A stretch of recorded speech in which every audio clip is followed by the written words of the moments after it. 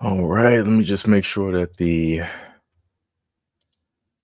all right, it's picking up. All right, there we go. Hey, how you guys doing? This is SEIJIHITO here to talk to you on the last days before, well, technically the last day before TikTok inevitably is banned in the United States. It's been stated that Trump is going to try to make an extension. Matter of fact, before we get there, we're just going to read this, right? They said President-elect Trump told NBC News that they will most likely give TikTok a 90-day reprieve from a potential ban in the United States after he takes office. Trump has also stated that he hadn't made a final decision, but was considering a 90-day extension. Quote, I think that will be certainly an option that we look at. The 90-day extension is something that will most likely be done because it's appropriate. It's appropriate. We have to look at it carefully. It's a very big situation. If I decide to do that, I'll probably announce it Monday. A 90-day extension is explicitly allowed for a bipartisan law made last year under specific conditions, but an extension Monday may not be enough to avoid the app going dark for at least a day, because the current deadline for compliance is Sunday.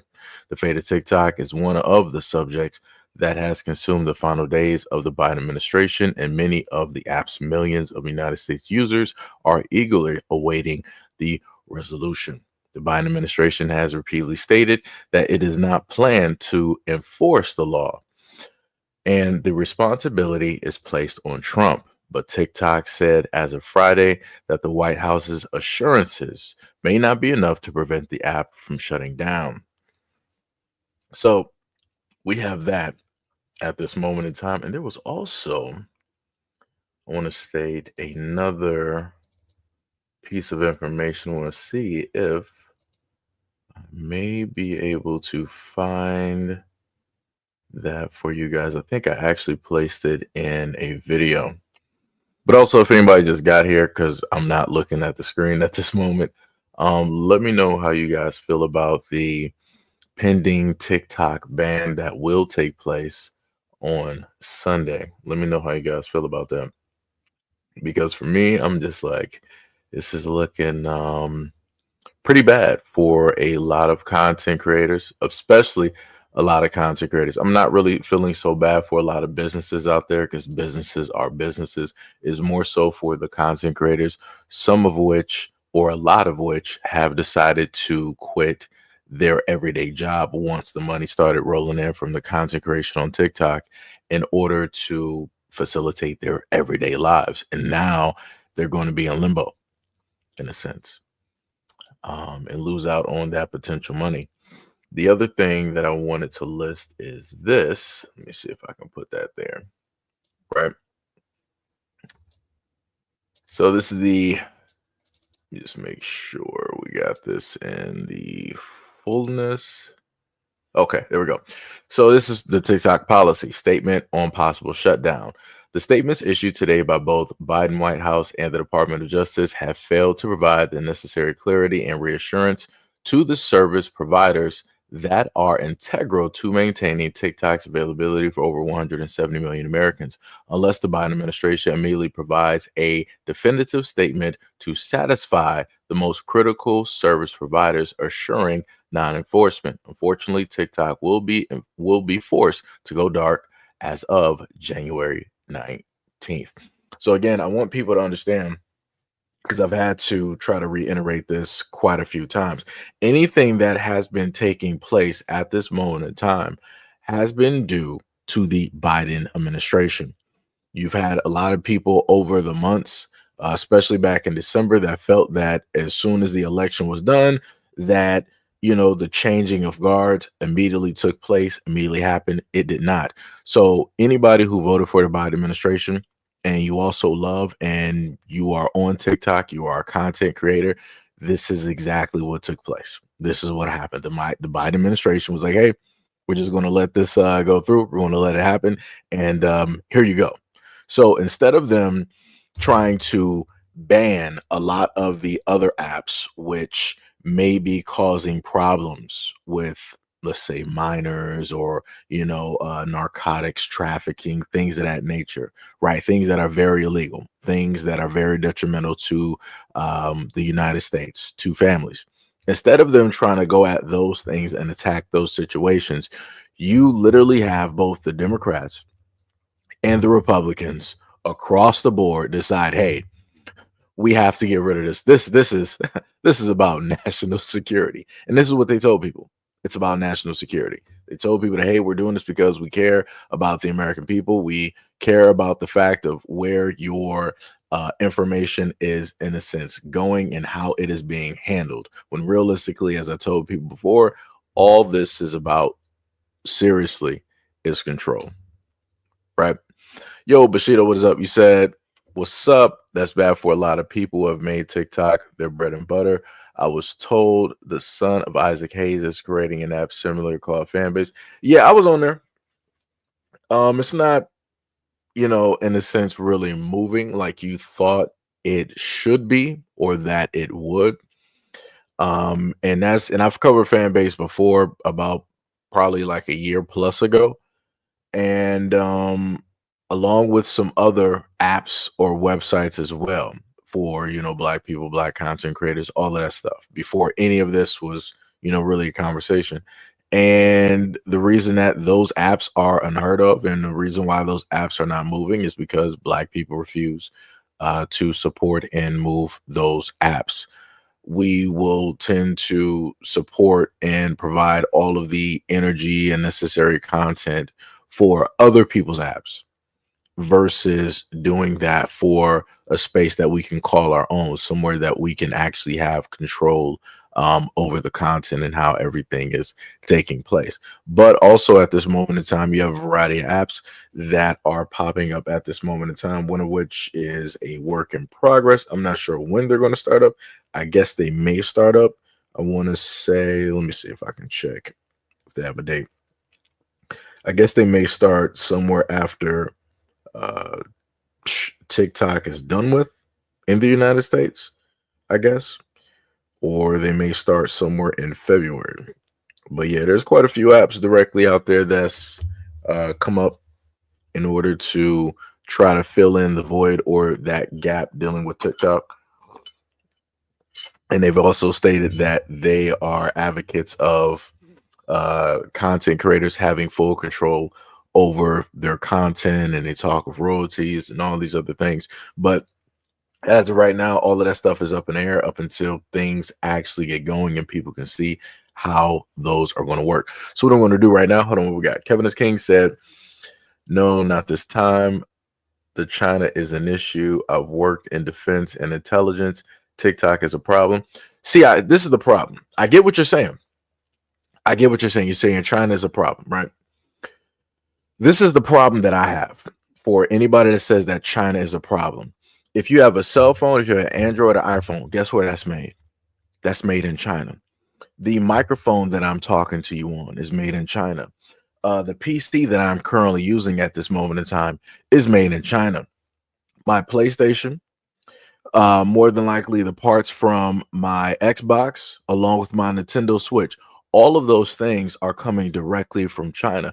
So my problem is this: if China is 100% the problem, then why is it that the government that everybody voted for has enabled China to be, quote unquote, this problem, right? If we're going to actually complain about a problem, then we need to also talk about what the solution to that problem will be, which will be for the United States to start making factory jobs and making all of their things directly over here. But the other problem with that is we would be now playing a catch-up game, because for decades we have allowed China to make all of our tech and everything. They have the lead over the whole world. China has the lead when it deals with tech. And if people don't actually understand what I mean, I've been preaching since, I'm just going to say 3, 4, maybe 5 years. I said 2030 and 2035 are going to be very, very interesting times. Very, very interesting times, because one of the main leads in China stated that by the time in between 2030 to 2035, China, you're going to see China as the head of the tech industry when the world looks, right? At one moment in time, it used to be United States. People used to look at all of the wonders that the United States would create. At this moment in time, the United States is not creating anything but war, anything but debt, anything but homelessness, right? But when you look at China, you go on an app such as Rednote, you see how the cities look, which is vastly different from what the United States told you. They told you that China was problematic. They told you that the Chinese don't like the American people, yada, yada, yada. And you have Chinese people directly over there trying to teach you Mandarin, welcoming you into their digital homes by way of video that is translated, some of them can actually speak English. And they're as nice as could be, which is something vastly different from what the American propaganda likes to give you all the time. So again, we have to figure out who realistically is the problem. Is it the American government that has been lying to you for God knows how long? Or is it a foreign entity of something of which you pretty much don't know the ins and outs directly about, that the United States government has handed over pretty much all of our factories and our tech over there, while leaving the American people jobless and barren and struggling trying to make minimum wage? Because the funniest thing is, when you talk to some of the people over there in China, they are actually quite appalled at our healthcare system and our living wages and how it is that we have to pay for groceries. Their corn is cents on the dollar. Explain that to me. We got all of these farms, all of this farmland, but you have to pay what, 2, 3, 4 and some change for some corn, and over there is cents on the dollar. That sounds like prices back in the 1950s, in the 40s. Their housing is affordable, right? Electric is affordable. The EMS is affordable compared to Americans calling the EMS and receiving a bill for about 9 to 10 grand. Somebody explain that to me. But I'm supposed to automatically believe that China is the problem, China is the issue, when America has enabled China to become exactly what it is at this moment in time, which is the quote unquote problem. And this is the main thing that I've told people before, that in order for America to be some type of a hero, to be some type of a shining light, a knight in shining armor, there has to be a villain. You can't call yourself a hero without there being villains. And if you don't have any villains, you can't show yourself off or list yourself or brand yourself to be a hero. So what do you then have to do? You have to somehow, some way over the years come up with a plan in order to formulate or make a villain. And that's what the United States have always done. If you listen to other countries, they will tell you the honest truth on how it is that the United States will use propaganda in order to prop themselves up as this great being. Right? But matter of fact, let me just go over some videos. Let's just go over some videos real quick, right? You must take this deadly seriously. Pay attention. Pushing extremists off Wikipedia might not seem equal to the challenge of pushing Hezbollah north of the Litani River. Capturing TikTok might seem less meaningful than holding on to Mount Hermon. Libelous tweets certainly might seem less deadly than missiles from Yemen.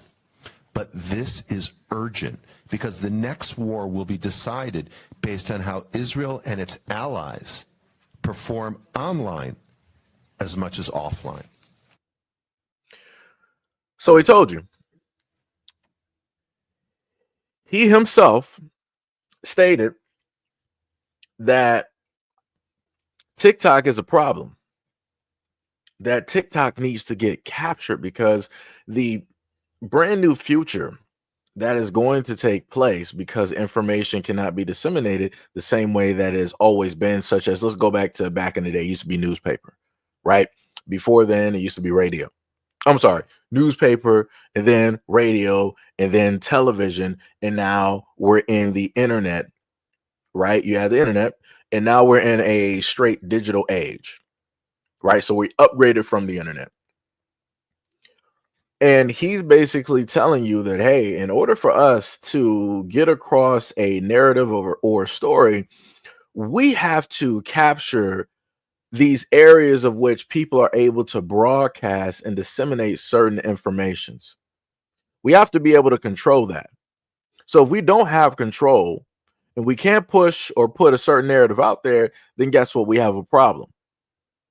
That's what he just said. He openly just told you what it is. And this is the same exact thing that deals with the United States government. Everything is about control. But let's continue. TikTok being banned does not radicalize you as an American citizen. You are intentionally missing the point, because it's not about TikTok. It's the fact that Republicans and Democrats across all legislative branches can expeditiously and unanimously pull together like never before, and probably never again, to streamline legislation banning a social media app while completely ignoring everything important to us. They can't pull together to make sure my kids don't get shot while they go to school, to fix the economy, to mandate livable wages, to kick hedge funds out of single-family homes so I can afford my fucking mortgage again. They're doing fuck all about homeowners insurance, stealing billions of dollars from Americans, and then leaving them for dead while their homes wash away in a flood or burn to the fucking ground in a fire. They, like every other country, can't pull together to outlaw the poisonous substances that are put into our food, creating an epidemic of obese, diabetic, cancerous Americans who need to lean on a healthcare system. They do fuck all the mandate in way of quality of service or cost. They won't give us free healthcare. They won't invest in infrastructure or education. But all of their efforts collectively go to banning a social media app. California is on fire. North Carolina and Tennessee washed away. New Jersey has geoplasmic orbs over it. Our kids get shot in school, and our economy is on the brink of fucking collapse. But their top priority is banning social media. That's where the effort goes. Everything that she said is 100% correct. And the main thing that I've tried to state on both of my platforms, no matter what side anybody is on the aisle, is that it doesn't matter who you vote for. I've had debates with people before. It was like, oh, well, why aren't you a Democrat? And da da da da. So you must obviously be for the other side. And then the other side will come up and be like, you liberals and this, that, and the third. And why would you sit up there and do this? Can't you see that they're messing? And I've been trying to tell both of you idiots that, hey, the United States government does not like you. It does not love you. It just uses you for what it is that it can gain. You are the slave, as you've always been allowed certain freedoms, or been made to believe that you are free when realistically you're not. And you know, the craziest part is to watch a video from Red Note where you have a woman, and I think I have that video directly up here, but one of the people from China basically told that woman, who was Caucasian, was like, hey, you're not living in a free country. And I want y'all to understand this. If you remember, everything that the United States government has ever taught us about China is that those people are not free, right? They are living under a tyranny and all this other type of stuff, right? And those same people on their own app are directly telling the American people, you're not even actually free. You think that you're free because this is what your government tells you. But from what everybody else is able to see on the outside world, we know what the actual truth is. This is another reason why the United States government does not want you talking to other walks of life directly out here, because you will start to learn to see other perspectives of what it is that people actually see when they think of America or the American people. And this is why so many times I've used the terminology American, right, to classify everybody. Because, of course, within home, we're going to be divided. We're going to have our own issues and this, that, and the third, racism and bigotry and everything else like that, right? But outside of that whole thing, you have America versus whoever. And that's what it is, right?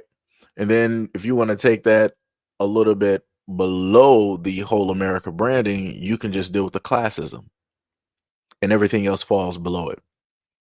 And I've told people before a multitude of times that, hey, it's America versus everybody else. Number two, the government doesn't love, it doesn't like you. It uses you in a multitude of ways. You're hooked up to a multitude of systems. You got a multitude of cards, such as a birth certificate and a social security card, which is hooked up to a variety of different things out there. You can do your research on that. And then number three, you have the classism aspect where you have the entities of which you voted for voting against your best interests in order to line their pockets and the pockets of other people that are siding directly with them when it deals with money.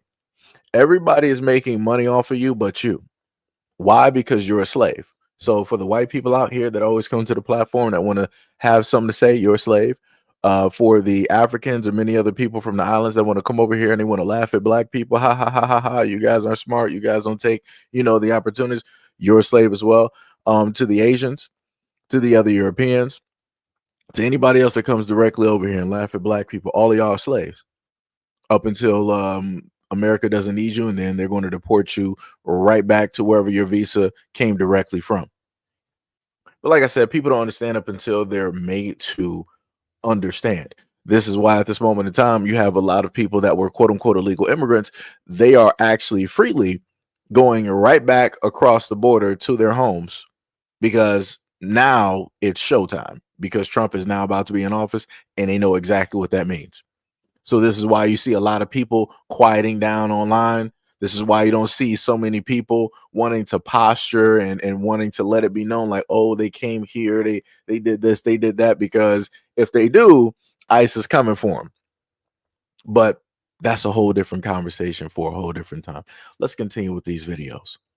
Your popcorn out. I'm about to shit on a Republican. This is Representative Michael McCall. And you Pay may attention. not know him, but if you're on this app, you should. Because he wrote the bill to ban TikTok. But he's also done some other really interesting shit recently. So here's Mike's recent questionable activity. On March 3rd, he authored the TikTok ban bill. Then on March 22nd, he invested $150,000 in Meta. On the 26th, he invested another $150,000. And on the 28th, he invested another $150,000. So about 3 weeks after writing the TikTok ban bill, this man invested $450,000 in TikTok's competitor. Oh, and then what did he do once he saw his TikTok ban was going to be included with all the Ukraine funding? Well, on April 1st, he invested $350,000 more in Meta, followed by the 5th, where he invested that again. And then about a week later, of course, he voted yes on the bill he wrote. So within the span of 40 days, this dude wrote the TikTok ban bill, proceeded to invest $450,000 in the competitor, and then invested another $700,000, taking his total investment in Meta to $1.15 million.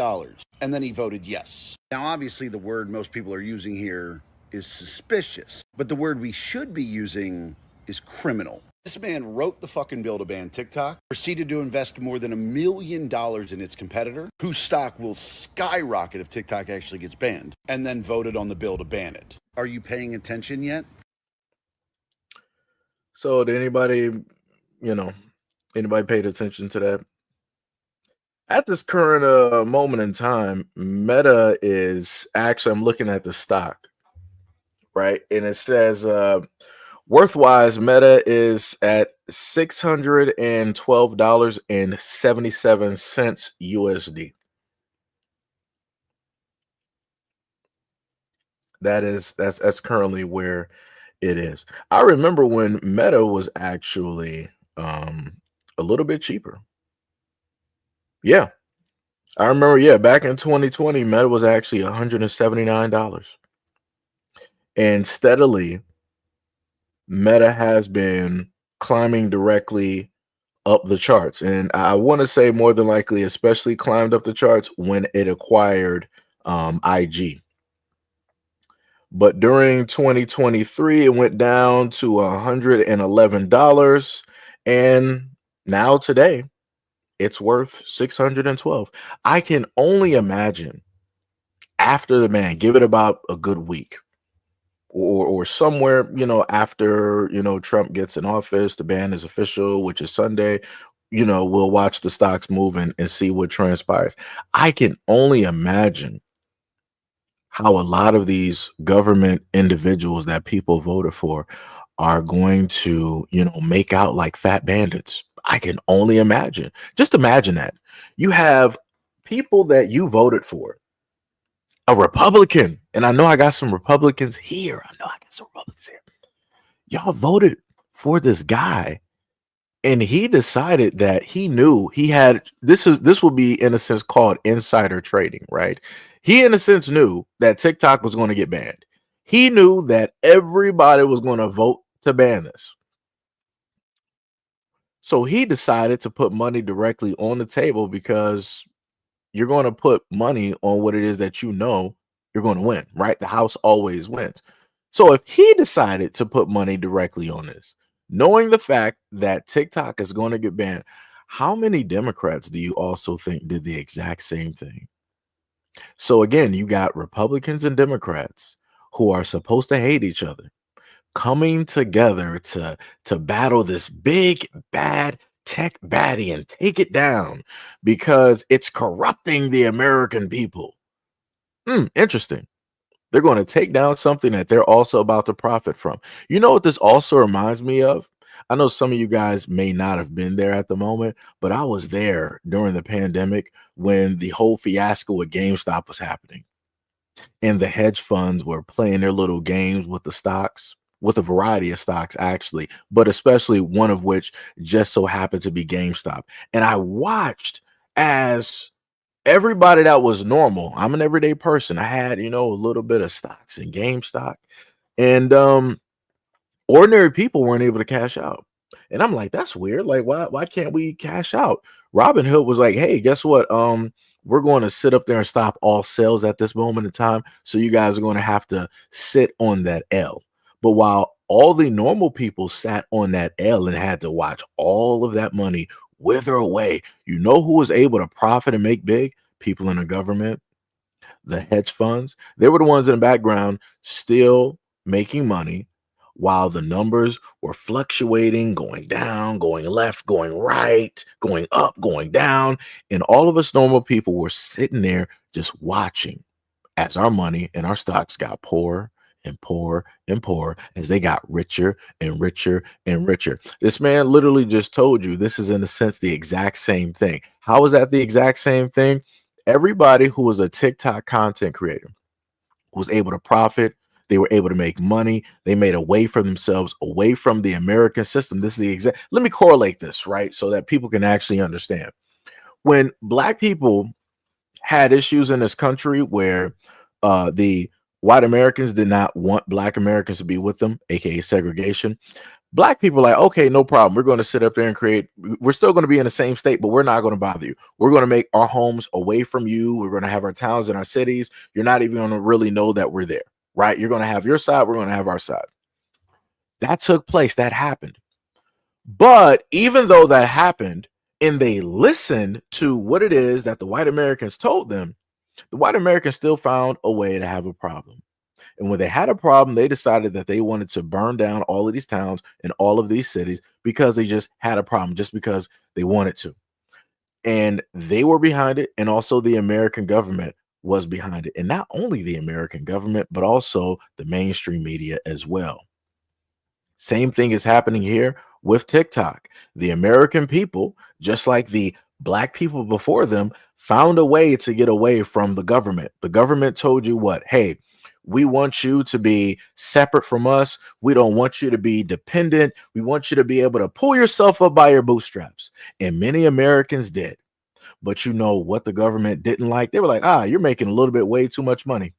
We're the ones who tells you who can be in the higher medium wage or a potential millionaire. You're not going to sit up there and make yourself any of these things unless we allow it, unless we tell you, unless we give you that money, aka the lobbyists and other government entities that will throw money directly at you in sponsorships. So because we didn't enable you or bless you as the gods that we are, aka the American government, we're going to take all that away. You gave up your job. That was foolish. We didn't tell you to do that, but now you're going to have to go back into this broken system and try to find a job in this broken job market. Oh, you're going to potentially lose your home? Well, that's your fault. So now, along with trying to find a job in this broken job market, you're also going to have to get back on the social system as well, which is, of course, incredibly broken, which a lot of Americans wanted to vote against and also try to disassemble because they felt that only Black people were benefiting when it dealt with a lot of the Medicaid, Medicare, and anything dealing with SNAP. but they're going to soon find out that everybody is going to need it. A lot of people are going to find out that they are going to be the DEI that they so much wanted to vote directly against. A lot of people are going to find out that affirmative action that they got rid of, that soon enough they're actually going to need it. And this is where we are, because this is the base of the United States government. And I've told people before, the moment in time that you think that something is hilarious or funny because it's happening to one group, sooner or later it's going to happen to you, and it's going to hit your doorstep. And a lot of Americans are now going to soon find that out. And this is why I set up and said before that I feel sorry for a lot of the content creators that actually made TikTok their home and they made a living. I'm talking about they made beyond a living wage, like ordinary people that were just bagging groceries. They're, out there getting their dream car. They're getting a dream house. They're taking trips that they never seen before. And now all of that is about to come to a halting stop. And a lot of them are not going to know what to do. They're not going to know what to do. And it's going to be very difficult and very hard for them to try to transfer over to a lot of other platforms. Because the one thing I tried to get through to a lot of people, since I've been on social media for a long time, is that it is very difficult to get whatever following base that you have to transfer over to a whole other platform. People who are on YouTube usually don't want to transfer over to TikTok or IG. People who are on TikTok or IG usually don't want to sit up there and transfer over to YouTube and Twitch and all of these other types of places. For whatever reason, people have difficulties. People don't want to download apps and whatnot or whatever. I can't explain it to you. We're in the digital age. Everything is, a simple button click, but people make it more difficult than what it needs to be. So because a lot of content creators did not have the foresight or think of a what if, they're going to be caught with their pants down, literally. And it is going to be a very harsh reality when it hits. I don't feel sorry for the businesses. I don't, because the businesses will be businesses. They can, throw up ads online. They can do things on IG. They can do things directly on Twitter and so on and so on and so on. They can always make money. It's the ordinary people that decided to make a way, that found a way, that are going to lose a lot, if not everything. It's going to be very, very bad, because I don't know what a lot of content creators are going to do. But let's continue. That banning a social media app like TikTok is a violation of the First Amendment. I haven't had a chance to read the ruling yet, but very disappointed. 170 million Americans express themselves on TikTok on a daily basis, and it's just wrong for the government to ban it. Most of the reasons the government banned it were based on accusations, not proof. They've never been tried and found guilty of sharing information with a communist government or any of that. They've actually offered, through our Foreign Investment Committee that oversees foreign investments, they've offered to have the data here. They've offered to work with Oracle to house the data in the United States. They've offered to have an American board. In fact, it's misreported that it's a Chinese company to begin with. It's owned, 60% of the company is owned by international investors.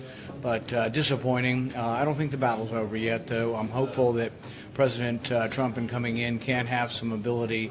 It sounds like Biden left the door open, perhaps, for some executive action from President Trump, and I hope that's what will happen.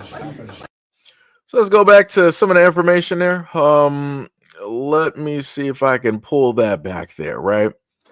He said that they offered to have a board in the United States and also host the data in the United States. Wasn't that something that the government officials were trying to tell the American people, like, hey, we're worried about the data. We need to know where it's going, who handles it. We want this, we want that. So TikTok was willing to have a whole American board. They were willing to host data here. And the government was like, that's okay. And y'all voted for these people? You got a representative that is in the government telling you exactly what happened, telling you that TikTok is not a Chinese entity, that 60% of the ownership is international, which means that various countries have shares. Various peoples all over the world have shares. 60%. But again, with the propaganda, America's like, yo, this is a Chinese company. This is a Chinese entity. It's spies. It's military. It's this, it's that. But you got an American government personnel right here telling you exactly what took place. I'm just trying to figure out, for everybody who voted, who voted for the individuals who banned TikTok. It don't matter if you're a Democrat or a Republican, y'all both at fault. I just need to know who voted, because this is on y'all. If you voted, this is on you. The people that you voted for are trying to disassemble everything. And I want you to understand this, right? I don't want people to think that, oh, because you're a content creator, you're just saying this, that, and the third. It's way bigger than that. I'll take it back to the pandemic when Trump was first in office. I told people before that the moment in time that you saw a sitting president of the free world get muted, you got TikTok, you got IG, you got Twitter, you got Facebook, you got Google, you got YouTube. The moment in time that you can see all of these great billionaire digital entities come together and say that, you know what, we're not going to allow him to speak, that's going to be a problem. Because if that is able to happen to a sitting president, what does that then mean for you having a freedom of speech? And people just wanted to act like I was just siding with Trump. I must have been on this side. I must have been voting for him, all this other type of stuff. And here we are in 2025. So shout out to all of those people that always question me whenever I decide to use some critical thinking and I put some stuff in front of y'all first, and people decide not to sit up there and listen because they're always in their emotions. This is what this gets you at this moment in time. It gets you failure, house of L's, because that's what we're looking at. You're looking at your government, your own government, controlling your speech by taking away a social media platform of which they have no control over. Because they have no control, they don't want you to be on it. That's what it is. And I've been saying this time and time and time and time again. We can even put this back to the Patriot Act. When the adults of that time era decided that they wanted to vote against their own best interests in order to allow the government to spy directly on them, because the government told them, hey, we're looking for Al-Qaeda. We're looking for the Iraqis. We're looking for those terrorists. We're looking for weapons of mass destruction. And I just want to ask this very simple question, right?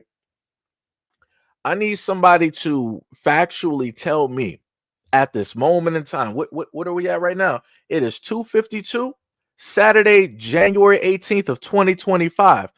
Somebody let me know historically, did we ever find weapons of mass destruction? And if so, where are they?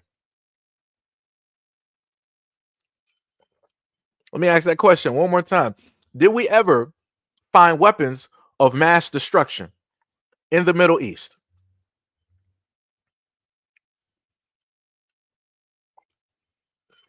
Let me know. Let me know. Maybe, I'm not an astute historian. I'm not the smartest, crayon in a box. I went to, Detroit and Oak Park School. So, my education might not be the greatest. So I might have missed out on a few things, but somebody let me know, did we ever find weapons of mass destruction, and where were they located, and who specifically had them? Because last time I checked from the America propaganda, we never found those.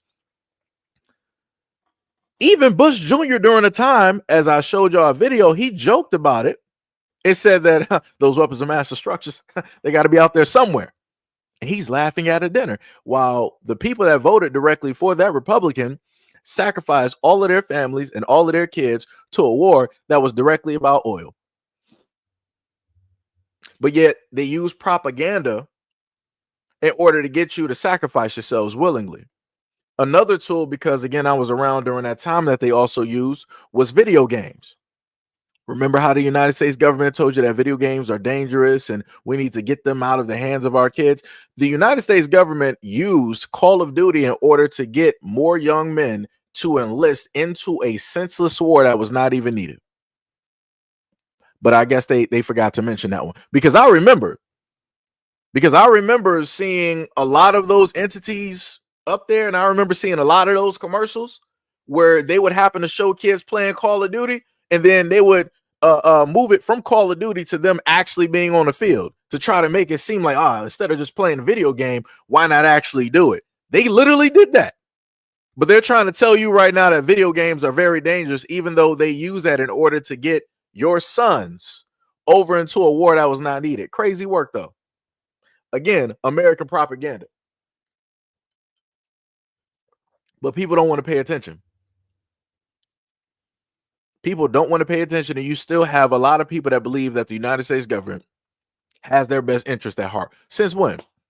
Since when? Matter of fact, I even point this to some of the white folks that's directly in the background that I know that y'all watching. When has the United States government actually had your best interest? Let me know. Let me know. Because y'all ran away from England, right? Because they didn't have y'all best interest and you didn't want to be under the queen or the king's rule or however that was sitting up there going. So they gave you the label of conquistadors and allowed you to travel, hopefully that you were going to fall off the side of the planet. And then somehow, instead of making it to India, you made it to the United States and you called this home because you founded a place of which people were already living. So you decided to Columbus that.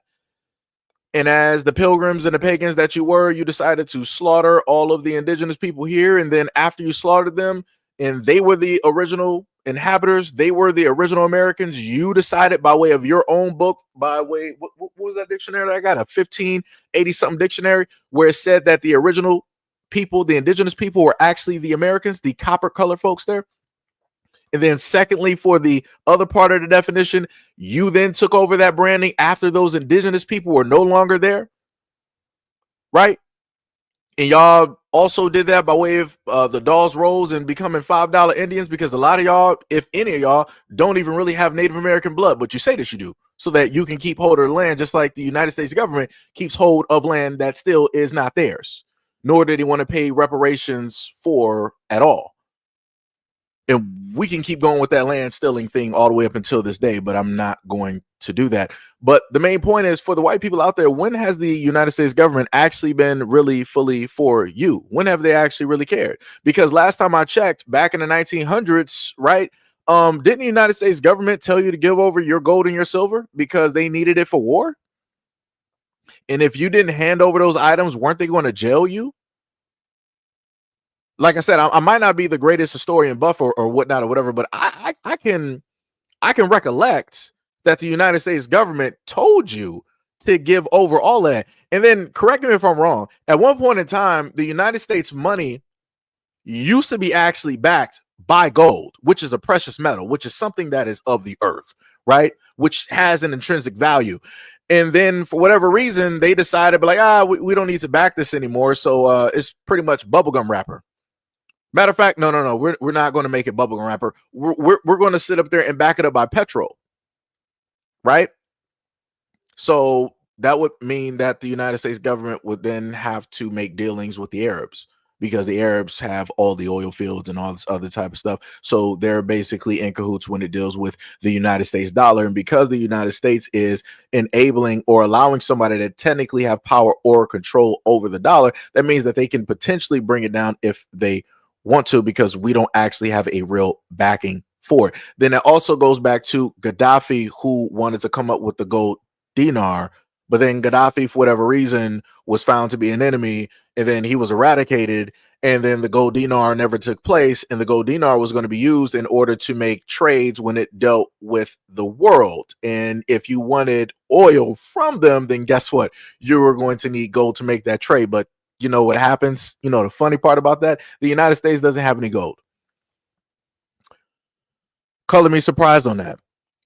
Color me surprised. So again, I'm trying to figure out why Gaddafi is not, here. And I could have sworn that Saddam Hussein was going. If you figure out what I'm saying here, you will also figure out that all of these people at one point in time were friends of the United States, just like Osama bin Laden. And then slowly but surely, all of these people became enemies. And then we started having wars. Propaganda is beautiful. Let me tell you something. Brainwashing out here is so great. They don't even have to do nothing. They don't have to do anything. But matter of fact, let's just continue. to me that y'all understand in these last final moments, these last final breaths of TikTok, is that the TikTok bill is not about TikTok. And I know people have said this before, but you have to understand, please just listen to me. The TikTok bill is not about TikTok. It essentially gives the U.S. government all kinds of access to restrict anything that they believe that is happening on the internet that is being in any way, shape, or form promoted by foreign adversaries or anything that directly contradicts what the U.S. government wants. Do you hear me? And I know we're having these haha jokes, and I see these non-Americans being like, oh, the Americans are going to be gone. I want you to know that America is one of the biggest allies to most of your countries. Your country will absolutely do this too. And it's also something to be said about the fact that you shouldn't be laughing at an insane level of censorship. And I want you to fundamentally learn that when a window like this is open, whether it gets passed on Sunday or not really doesn't matter, because the window's open regardless. They'll do it again. It gets passed. It gets passed. It doesn't. The window is still open. And one thing about the U.S. government is if you open a window, they will sneak in and they will flood your house. And the waters will rise all the way up your throat until they hit your mouth. And when you are screaming for help, they will suffocate you. Do you hear me? Okay? Just want you to know that. And that was a countrywoman that was telling you that.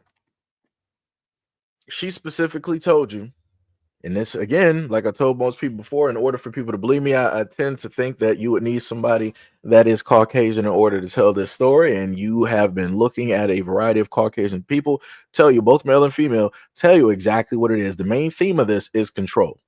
She told you what it was right there. She said it had to do with censorship. She told you it was about censorship. Because they can't control the narrative. You know how much information has been coming out on TikTok that I'm pretty sure that the United States government did not want to come out. Case in point, let me put it to you like this. Back in the 60s, they came up with a narrative that aliens didn't exist. If you thought of aliens, you were just crazy and yada, yada, yada. Right? Well, I'm just going to say 1900s, whatever. So for the longest period of time, anybody who believed in aliens, you were a conspiracy theorist, you were nuts, you were crazy, you were a tin hat wearing fool, right? So now come in 2023, 2024, 2025, the United States government is like, hey, guess what, guys? Aliens exist. And then they dropped the mic and just that.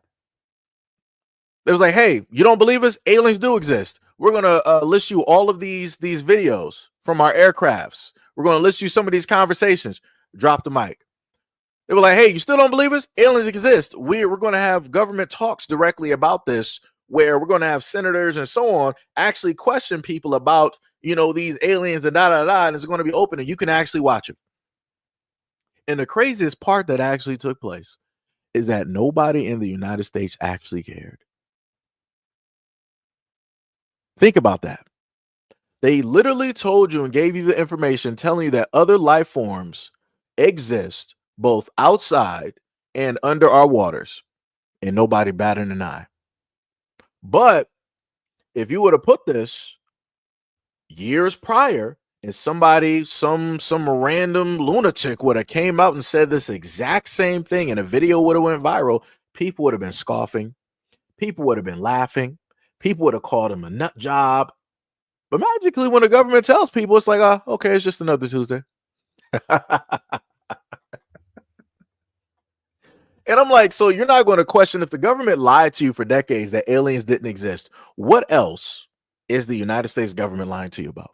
What else is the United States, I said skates, United States hiding directly from you? Right? There's a lot of classified documents that people are made aware of due to the fact of TikTok. A lot of information you could not actually get to on Twitter because at the time before Elon actually had control over it, right? You had a lot of information that would literally disappear. I kid you not. Before Elon got, I'm not saying that he's the best person in the world and whatnot or whatever. I'm just giving you this thing here. Pre-Elon, Twitter, if information was put up there about a Democratic candidate or whatnot or whatever, the information would disappear. It would magically get erased. The fact checkers or community, whatever, will come through and they would, list you all of these other types of things, or they would do whatever, right? Same thing that Google does, same thing that IG does, and in many other areas online, right? And I remember reading something, and I was trying to go through to the second page because people have to put it in threads. And then next thing I know, I tapped on it, and it was like, hey, this link or whatever you were looking at can no longer be found. It no longer exists. I'm like, how did that even transpire? I'm like, these were, quote unquote government files, about some stuff. And now magically they're gone. And I'm like, ain't that about something? But now when I'm on Twitter, on the Twitter of Elon, aka X, I don't have that problem. I don't have that issue. And somebody has to let me know why is that, right? Because again, I get it, right?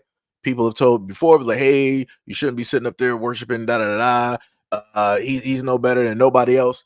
That's cool and that's great. All I know is the main thing that I've stated to people before is that if you want to showcase anything, you got to showcase everything, which means that if you want people to understand your plight or how it is that you see certain things in the world, you got to let all of those people also speak. If you want people to understand that bigotry, racism, and all this other type of stuff exists, you got to allow that free speech, no matter if you like it or not. You have to condition yourself to not be so emotional or emotionally responsive to a lot of the things that people decide to post directly out there. There's a lot of Twitter profiles that I see on an everyday basis that always has something to say about Black Americans. Do I decide to sit up there and engage? Not unless I want to sit up there and fight them. And I'm talking about verbally, talking about typing directly on Twitter, going back and forth, listing stats and pictures and doing all of that fun stuff. Not unless I actually got the time to do it. Other than that, I'll sit up there and read it, and then I'll move on to what it is that I'm looking for, right? That's the mentality that a lot of people need to specifically start having. And I told people this before. If you want, in a sense, a sort of free speech, then you have to allow those people to talk. The moment in time that you want to quiet them down or you want to mute those people, nobody's going to see what it is that you're talking about. Some people, of course, we're not talking about the ones that actually know that it exists. We're talking about the other ones that are ignorant directly of it, right? So places like X are going to be those places where I can happen to grab a lot of those comments and showcase to people like, yo, this is the mentality of a lot of people hidden in the United States, in America. This is the opinions of a lot of non-Black people when it deals with Black Americans, right? So again, like I told people before, the moment in time that you try to apply a certain type of censorship, always believe and understand that the same censorship is going to be applied to you, if not worse. It's going to happen.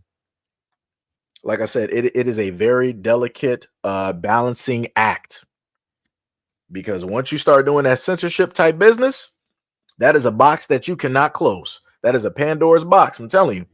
And people don't believe it. And I tried to show people that back during the pandemic, so we would not have to reach this point of now you have one of the main places where people were able to put all of this information, all of this knowledge directly out there. Case in point, I put it to you like this.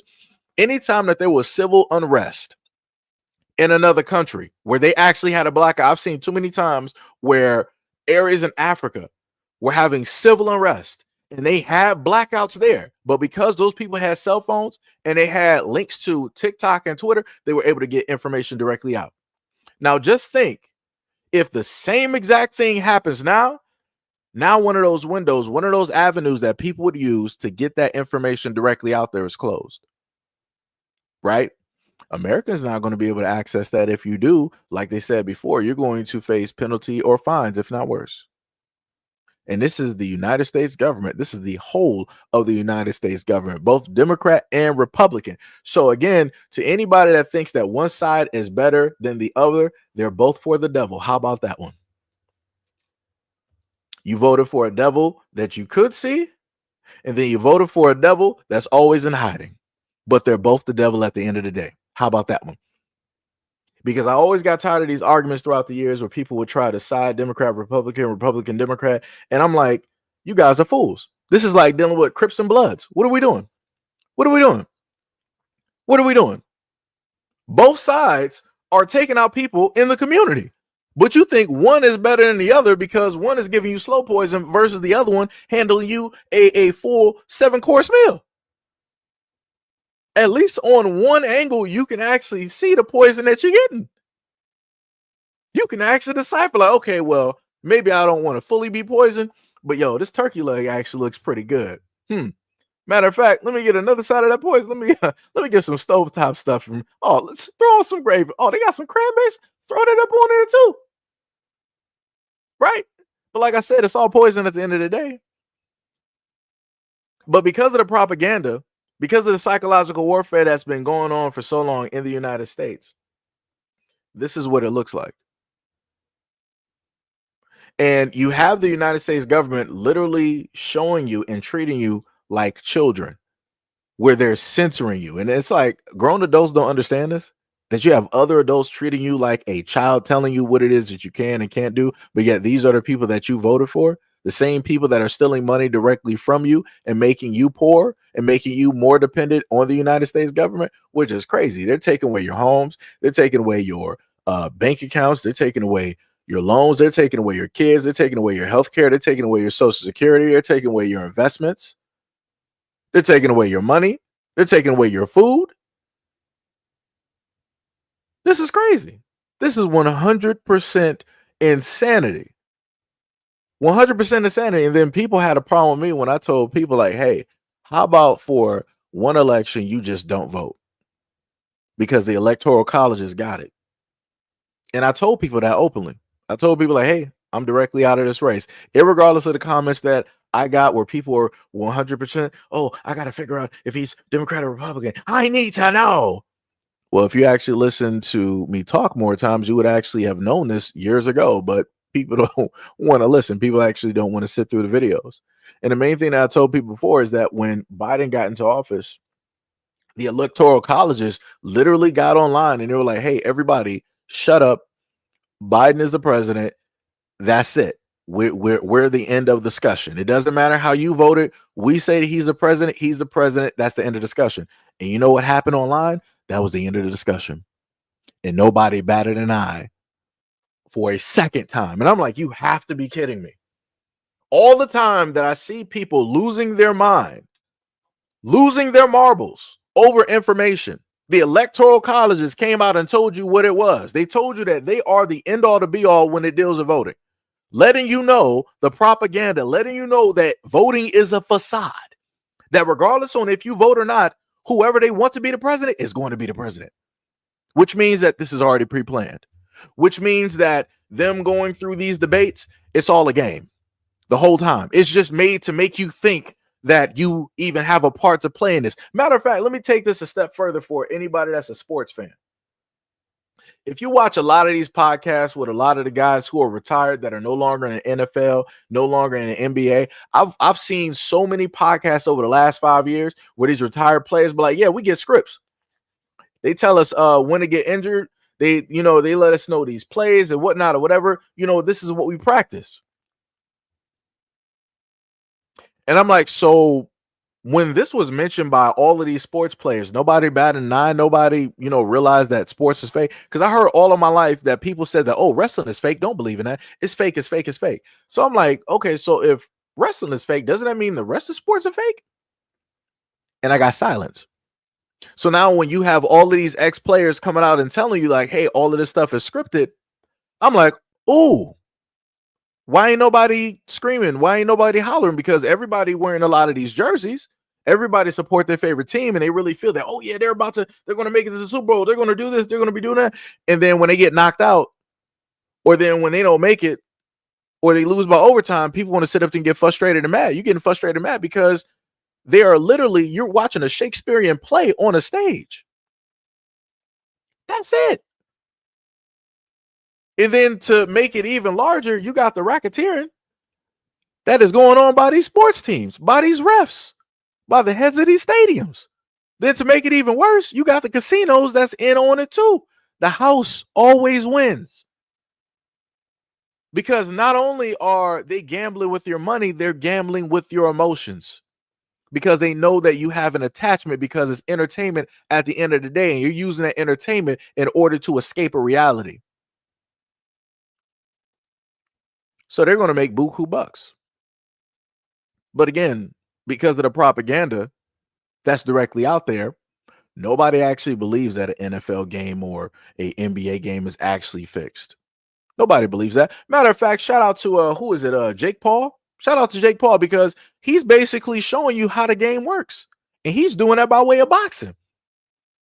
How he has a contract set up where he is always going to win. There's going to be a huge payout. Everybody's going to win, but he's going to win more.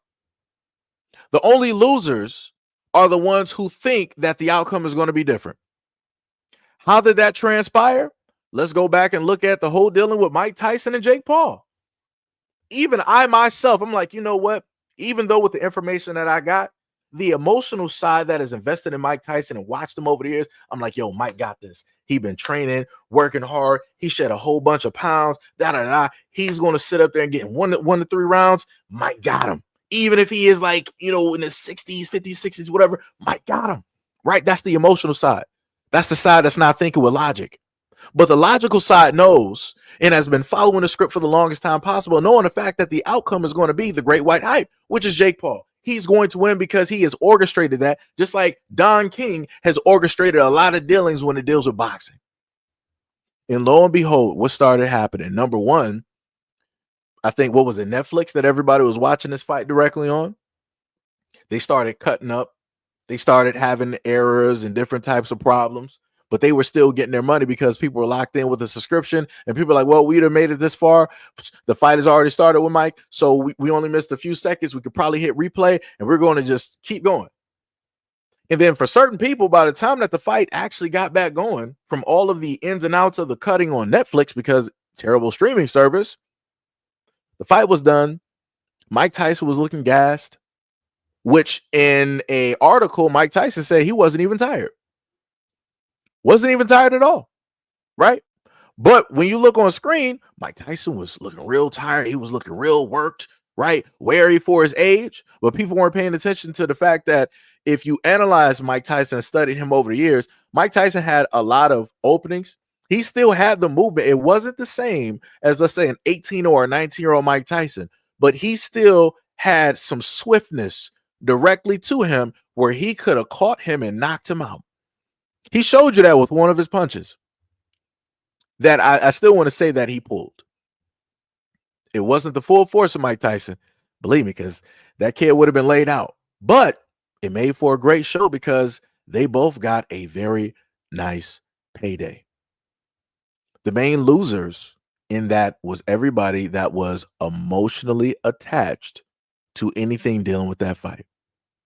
So everybody that was attached to Mike Tyson, they lost emotionally. Some people even lost money financially. Anybody who felt that Jake Paul was going to lose 100%, they lost a lot of money. A lot of money. I saw some people bet hundreds of thousands of dollars. Lost, gone, because guess what? The house never wins. They gave you a Shakespearean play in front of your face. Jake Paul is showing you exactly how all of this works. But people still aren't even batting an eye. But let's keep going. Said that Americans are not free. Because the American and TikTok refugees asked the Chinese, what stereotypes do you have about us? And I'm thinking they're going to say, like, we're fat and we like junk food. No. They said that we think that we are free, but we are not, that we live under an oligarchy, and that we essentially live in a corporation. And we're fat. So you heard that, right? She said that the people over there in China stated that the people of the United States are not free, that we are controlled. I'm just going to ask people, how many times have you, in a sense, not from my own words, but how many times have you, in a sense, heard that by way of the individuals that I showed you that made videos? All of them, in some way, shape, or form, told you one way or another that the United States people are controlled, that everybody is a slave. And this is something that I told people before we even made it to this point. I've been telling true Americans, the Caucanites directly out there, that guess what? As much as you want black people to be a slave again and America to be great, you're going to be the slaves. You're going to be right there. And it's going to be even worse for you because you voted for these people. You thought that this country was 100% for you because your forefathers, your great grandpappy, and me, Maul, and T. Paul, and all this other type of stuff. And y'all starting to realize that America ain't what it's cracked up to be. But because you got so much pride and ego, you can't just relinquish the whole thing of being so proud of America and yada, yada, yada. You got to just have that pride and that ego, that American style, and you're allowing all of these faults and everything else to skate directly by. So for the white Americans out there, y'all getting messed up by police brutality, correct? The police are jacking up your kids. I have covered enough stories. I've seen the police run directly into your homes. I've seen no-knock raids. I've seen police mistakenly mistook you for a whole nother criminal and ended up shooting, taking the life of a son or daughter. And y'all say nothing. Y'all just sit idly by like, oh, we need more training. Something has to be done. Yada, yada, yada. Right? You guys will have all of that, calm type of emotion. The moment in time the exact same thing happens to black Americans and we try to bring awareness to this, you'll be like, all lives matter. Cut, insane. That's it. All lives matter. But yet you're not realizing that in order for a lot of these things to catch wind, to catch fire, you need somebody to, in a sense, hold that flame. And black people have tried to hold that flame to be a representation for every single group of people.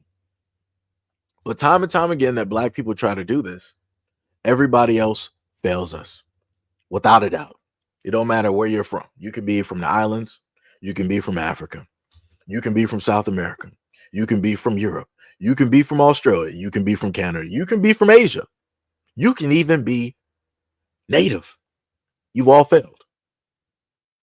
And now we've reached the point where everything is going to fall down and collapse. And people are going to look around and wonder like, hey, black people, you see everything that's going on. You guys got to lend us a hand. We got to try to fix this. We're all Americans. We're all in this together. We got to put everything else to the side, all the racism and everything like that. We got to put all the burnings of the homes and your towns and cities and reparations and slavery, all that history. We got to put that to the side. We have to fix this for America. Black Americans are going to sit by, idly by, and stand back and say no. And we're going to sit up there and watch you fix what it is that you created, because only you can fix this. So for anybody that's white that's listening to me right now, only you can fix this. Black people can't fix this. We've tried. We've tried to fix and repair a system of which we did not build. We tried to sit back and repair and fix a system that was never for us. We tried and repaired to fix a system that was always against us from its inception, to no avail. Failed every single time, worse than the Lions ever did on Thanksgiving. So now it's up to you. Now you're going to really have to deal with the brutality. Now you're really going to have to deal with how your people have always treated us. Now they're going to be doing that to you. So, the bombings, the bombing of Move, soon enough that's going to happen. Oh, better. I'm sorry. Not soon enough that's going to happen to you. It's already been happening. You know how it's been happening? I told you about that some years ago. One of which is East Palestine, Ohio. If anybody white knows East Palestine, Ohio, you know that chemical explosion that took place. And I also told you how that was a setup because I further linked that back to a movie with Adam Driver where the exact same narrative of that story happened months later because they filmed that movie, distributed that movie at the tail end of that year. And as soon as 2023 January hit, here comes East Palestine, Ohio, where this large chemical explosion happened around the same exact time where there was a storm front, heavy cloud coverage. So all of those chemicals and all of those fumes didn't dissipate. They went directly into the clouds. So it already dispersed once. And then it got redistributed through that cloud system by pouring it right back down onto the people in the form of water. So not only was your air polluted, not only were your homes and your playgrounds polluted just by touch of those chemicals from the initial explosion, but also now the air, water, the ground, your creeks, all of that is polluted. Who do you think actually did that? Guess what? It was the people that you voted for. It had nothing, none of these fingerprints have anything to do with Black Americans, even though I know 100% you guys want to believe that Black Americans are the most deliberately criminal-minded people directly out there that cause the utmost destruction to the fabric of the society of the United States and want to specifically break up your communities and your homes and your families and rob every single thing that you guys have because we have nothing, because we're just criminally minded. But yet, throughout all of the time that I've ever done the news, I've always seen your own people doing the utmost crimes, especially financially. The United States government has been stealing from white Americans for the longest time possible, but yet you guys sit back and say nothing. The United States government has been trafficking a lot of your families, but yet you sit back, idly by, and say nothing. The United States government has taken away your jobs and sent them to everybody else, but yet you sit back and you say nothing. The United States government has been destroying your education system, your healthcare system, your ability to properly buy food, the housing, even the emergency response, and you sit back and you say nothing. But the one time that you happen to see somebody that is Black on screen, that is an individual that is doing something that he shouldn't be doing. Oh, look at those Blacks. Look at what they're doing. They're all like this. Look at those Blacks. This is why you guys are slaves, because you don't know what to do once you guys are free. That's what y'all want to do. But y'all do some of the most obscene, abhorrent crimes that I've ever seen, and you do it the most to your own people, but yet you sit back and you say nothing, and you continue to vote for the exact same people that are meant to destroy you. That's crazy. I've never seen this before ever in my life, but yet I am the enemy of the true Americans. That's special. That's 100% special. Literally, if you are a Republican right now, you are getting robbed by the Republicans in office, but somehow, somewhere, you're gonna be like, oh, it's the Democrats. But be more specific. Oh, it's the DEI Democrats. Look at all these Democrat-run cities. This is what it looks like. They don't know how to run cities. This is that and the third. Oh, be more specific. Oh, look at these Blacks running these cities. Look at these shitholes and da da da and all this other type of stuff. But yet, look at the whole of the United States. How is that being run by the United States government? Overwhelmingly, that is reflective of you. How is that actually being run? How is that actually going? Because the only ones that's actually making money at this point in time is Wall Street, is BlackRock, Vanguard, which both of those own your homes. They're the reasons that, prices for homes are skyrocketing. It's not affordable like it was back in the 80s and the 70s and the 60s and the 50s and the 40s and so on. Right? They're the ones actually pushing you out of your homes. You got your state by state governments giving money, free money to people. I even covered videos on that where you had somebody that wasn't supposed to be here and they had an excess of 15 grand on EBT. And then debit wise of free money that they can just pull out at any point in time, like it was a bank, they had about 5 to 6 grand just sitting there. Now, how many Americans that have pretty much just been on bad luck? I'm talking about to white people. How many of you guys that have just been on bad luck that tried to ask the government for help because you pay your taxes like you're supposed to do every single day? How many of you guys have had such difficulty and problems? Your marriages and relationships have faltered or broken apart because financially, things just weren't able to happen because Bill wasn't able to, pull in that money. Quite a bit statistically. But yet somehow, some way, you see fit and find a way to blame Black people for all of your problems. Matter of fact, I'll put it to you like this. There was another video that I did before where I talked about the opioid crisis because, again, I care about everybody. And I wanted to showcase to a lot of the white Americans out there that, hey, your government is allowing a lot of these opioids into your neighborhoods, turning them into zombie lands, breaking up your families, your marriages, your relationships, your communities, your schools. They're drugging out the moms, the fathers, the sisters, the brothers, the uncles, the aunts, the whole family. And then the same exact people who created some of these opioids, the pills, are the same exact family, white, who came up with a cure for the ailment. But again, somehow, some way, somebody's going to be like, oh, you see that black drug dealer? That's what we got to keep out of America. That's what we need to lock up. That's what we need to put in prison. That's what we need to make laws against. But yet you have all of these medical corporations that have enabled a lot of white Americans to be drug addicts, but yet for whatever reason, white Americans are seemingly don't care. When it's reflective, they don't see a drug dealer. They just, see a doctor that's there to help. It's amazing how that works. But if it's a black man with some marijuana, oh, that's a drug dealer. He's not here to help anybody but himself. He's going to go after my white daughter. We're not having that. Police. But yet you're not going to call the police on Big Pharma, who are some of the main lobbyists with the United States government, making backdoor deals and sliding money directly to your Republican and or Democrat friends that you voted for, who are supposed to be over you and make sure that the money is managed, to make sure everything is everything. The other people that's making money is the military. There's a lot of money that the military is spending that nobody knows what's going through. Nobody knows what's happening with that money. There was a jet fighter, Raptor, whatever it was. The lifespan of that plane that they stated was $1.7 trillion. Explain that to me. You got a jet, the lifespan of it, of them making and manufacturing and trying to upgrade, $1.7 trillion. Now ask yourself, what could a state do with $1.7 trillion?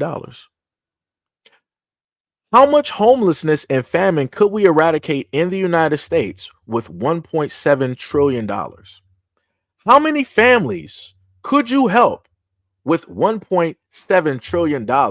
How many schools in the United States or hospitals or EMS response could you upgrade with $1.7 trillion?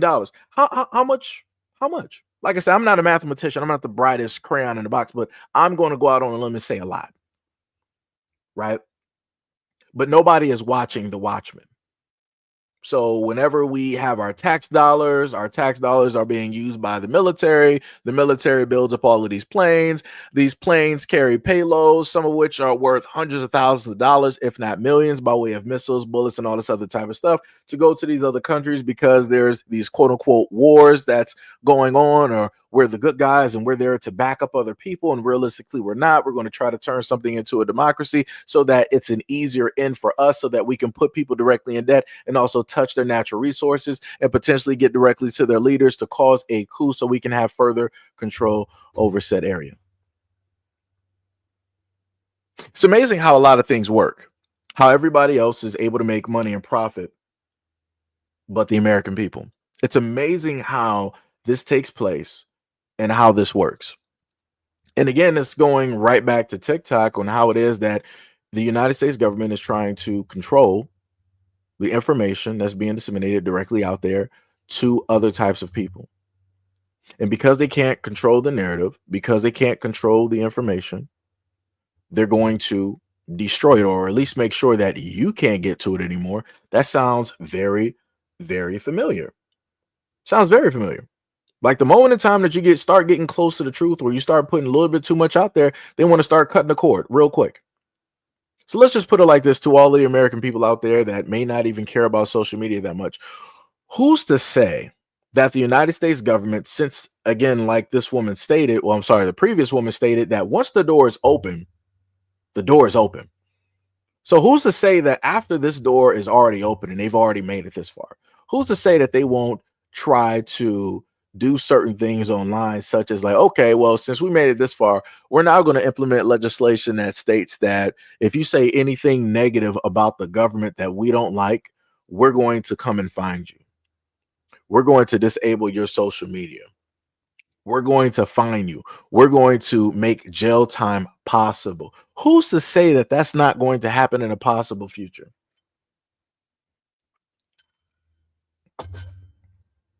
Who's to say? Right? We're just going out on a limb and we're looking at how the American government has already been acting at this moment in time. And I want people to also understand this. You're dealing with a group of individuals, because I'm not going to just say it's men, it's women directly out there too. You're dealing with a group of people out there that are rich, spoiled children. You know what happens with rich, spoiled children that have never been taught anything or never been told no? They decide to do any and everything. And once they get bored enough, they start to get very, very chaotic. Very chaotic, which means that guess what? They're going to start wars.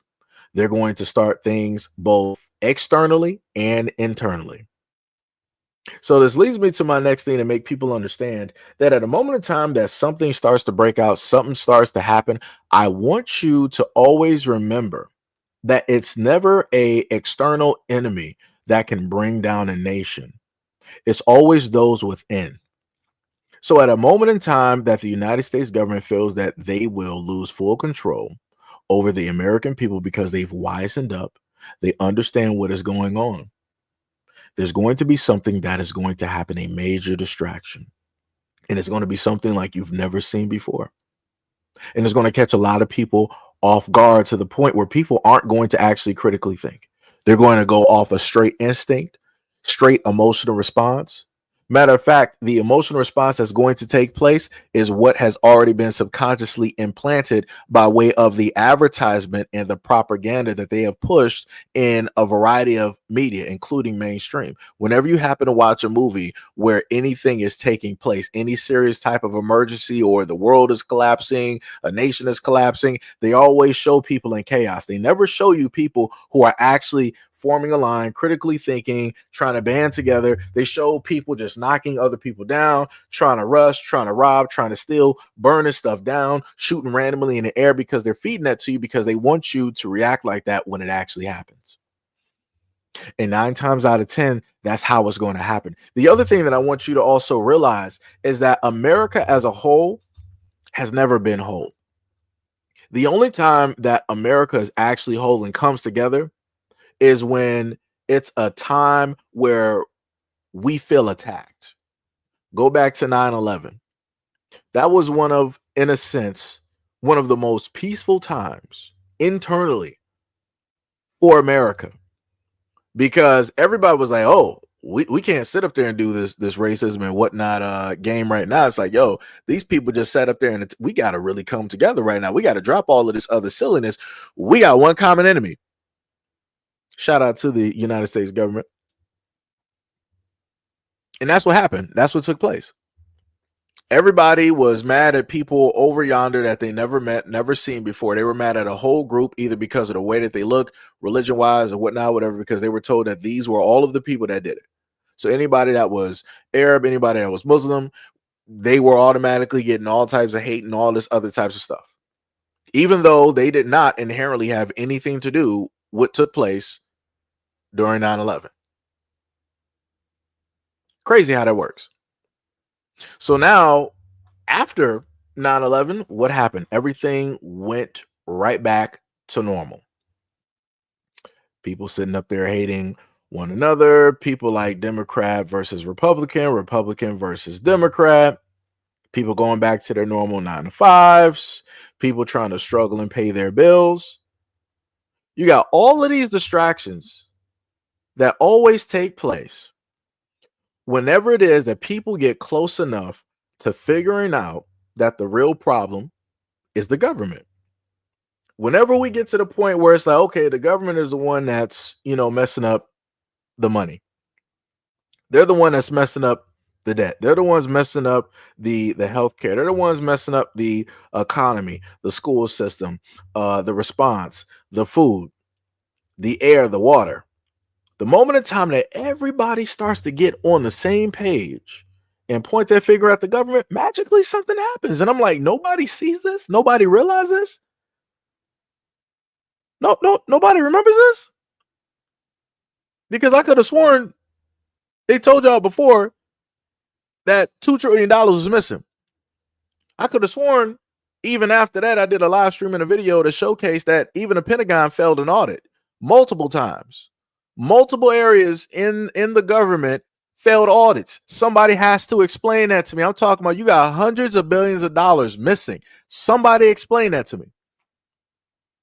How is it that your government, the United States government, is failing an audit, but for whatever reason, the government is like, oh, when it's tax time, make sure to pay up. Make sure to have that money.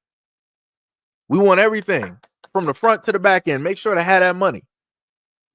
But when you question the United States government, and you're like, yo, how come y'all failed this audit? Where are these hundreds of billions of dollars of our money? Where did it go? It's their silence. You can't get nobody on the phone. You can't get no response. You can't even get a Dear John letter. They don't see you. They're John Cena out here with that money. You can't question them. You can't tell them nothing. But yeah, remember, the government is supposed to work directly for the people. They're supposed to work directly for you, not the other way around. But yet, again, here we are because of the propaganda, because of the fear mongering, because they've made it so that they've instilled in everybody's mind that every single adult, no matter what kids that you got, no matter your education, no matter your age or what have you, you're all children. The actual adults are the ones that you vote for and put directly into office to manage your everyday affairs, because you cannot do it for yourself. So I want people to understand that you voted for the caregivers that you have. And if you pay attention to a lot of the stories that I've done when it deals with protecting and saving the kids directly out here, there's always an adult that is at fault for every and anything that happens to a lot of these kids, which also then in turn means that when it deals with the people of the United States government, guess what? The government is always at fault. Because they are the caregivers, correct? They're the ones that's supposed to manage and take care of us. But look at the mismanagement. Look at the mistreatment. Look at the malpractice. Look at the brutality. Look at the injuries. Every time you come home, there's always some type of scrape, scratch, or injury. And they're not going to sit up there and attest to it. They're not going to admit that they were at fault. The government is never going to sit up there and do that. They were never about that life. Case in point, when black people have tried to make the government accountable for all of, the erasures of black towns and cities and the lives that were here, the government is like, what are you talking about? We don't remember that. Matter of fact, you're right. That did happen, during that time, but the time allotted, a lot of those people are no longer existing. It's nothing we can do about that. So we got to move on next.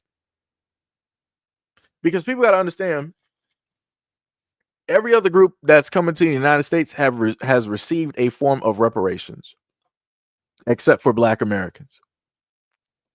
And even when it came to a point of Black Americans receiving said reparations, magically they would renege. Magically, something would come up where a whole nother judge would be like, you know what, we got to relook at that. We might have to cut that 100 million down to about 50 or 75 or 25. We're gonna have to bring that number down. You're not getting all that, because that's too much like right. We're not going to do that. So to a lot of the families out here, to the white Americans, I want you to understand that if Black people are never going to receive reparations, that also means that the government will never admit to any of the wrongdoings that they have done to any of your family members, of which that I have also covered directly on my channel. They're not going to say sorry. They're not going to admit fault. Case in point, let's look at some videos dealing with the police. Every single time they say, I fear for my life, that is keyword for I messed up, but I'm not going to admit fault. And somehow, some way, I'm going to get out of this and not be liable. And I took your life still. That's what that is. And I've heard them say that so many times when it deals with your own people and your own community, white people. But yet, you guys don't really protest. You don't band together. You don't make a big hoopla or anything like that. You just quietly let it be. You let the police keep doing exactly what it is that they're doing. You let the government keep doing exactly what it is that they're doing. You let these lobbyists keep doing exactly it is what they're doing. And I want you guys to also understand the 3 areas that I list. I could also put the nurses, the doctors, EMS workers as well. All of these people are also in cahoots when it deals with your family members missing. And also healthcare malpractice, where one of your relatives went in directly for a simple surgery and then came out in a body bag. And I've covered stories just like that too. But you guys sit idly by in silence and allow it to still take place. You allow these cops to still have badges or to be transferred elsewhere. You allow these police chiefs to never be made responsible for any of the actions of their underlings. You never go directly after the government and question them and bring them directly to trial. You never go directly after any of these doctors or these nurses. You just sit idly by and just allow it to happen. And you just allow that anger and that emotion to fester. And because you don't want to go after them, because in turn, that would mean you would have to go after yourself, which then means that you would have to admit fault to something by looking in the mirror and admitting this is wrong. And because it's wrong, I now have to fix what it is that I did wrong, that you have to emotionally try to get an outlet. And the closest thing that you have is Black Americans. So no matter how the United States government treats you, no matter how the police treat you, no matter how your own president talks about you, no matter how the sitting senators, mayors, or representatives, whatever you have directly out there, no matter how it is that they talk to you, you never have the balls to actually go at those people. But you have all of the gall on the planet to specifically state that Black Americans are at fault for everything. When you are at fault for everything that you've ever had to witness and go through, every single loss that you've ever had to hold in the United States, dealing with generations being erased, kids missing, families ODing, houses collapsing, jobs losing. This is you. You're at fault. But just like these videos I showed you, I can put the information directly in front of you, coming directly from the source, and you're not going to listen. And y'all wonder why America is the way that it is and why nothing will ever be fixed. It's because of you. It's because of you. So, yeah. I guess that's it for my TED Talk. Guess I've been rambling for a little bit too long there. Guess I've been rambling for a little bit too long. I guess this coffee was a little bit too good. Let me tell you. And it's a sad sight. You know, at a point in time, you would actually hope that the same things that people state about America being so great, you would hope that they would actually be inherently true. And then you find out that a lot of those things are lies. But when you call that out, a lot of white people will go online on X and they'll sit up there and say, well, you Black person, if you don't like it, why don't you go back to Africa? Well, you know, Charles, John, Jim, Tim, I'm not originally from Africa. Just like you're not originally from the United States, you're not originally from North America. Your pagan relatives are directly from Europe, and you fled your country the same way that other people are fleeing their country to come directly here. It's funny how the pot calls the kettle black when people forget their history and how it is that they got here. It's a little bit funny. I wish a lot of immigrants would actually point that out to white Americans anytime that they happen to tell them to go back to where it is that they come from. I wish that would actually happen to take place, but I guess not. But yeah, this is where we are, people. This is where we are. This is where we are. Let me know if anything in my rambling actually made any type of sense, because in my mind, I feel as though that I made connections at the right points and at the right times. But sometimes what I say in my mind might be a little bit different on how it actually comes out.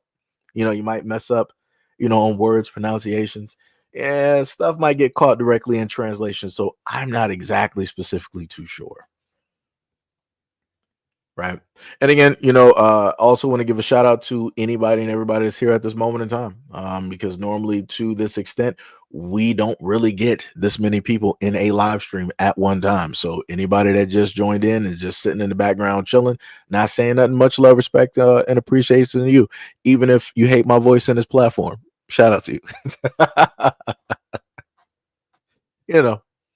Just gotta put it where it is. Shout out to everybody here, and I think that's from both platforms, right? We got 19 on the original platform and 65 from the secondary channel. Shout out to everybody here. Much love, much respect. Let me see what we got. Gnome said you ain't say nothing wrong. Alan said, well said. Yo, Nook, what is up? Got the fist in the air. Somebody said the heathens forgot that they were the first immigrants. Yep. Wilson said a lot of connections. Bars. Yo, Jab, what is up? What is up? Said very comprehensive, logical commentary. Thank you.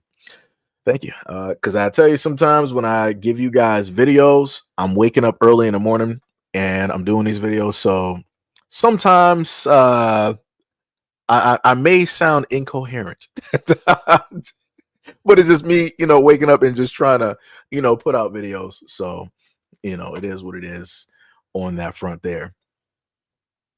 Iram, what is up? What is up? You said I didn't know you was from Detroit. Yeah, born and raised on the west side. Yep. Yes, indeed. Let me tell you.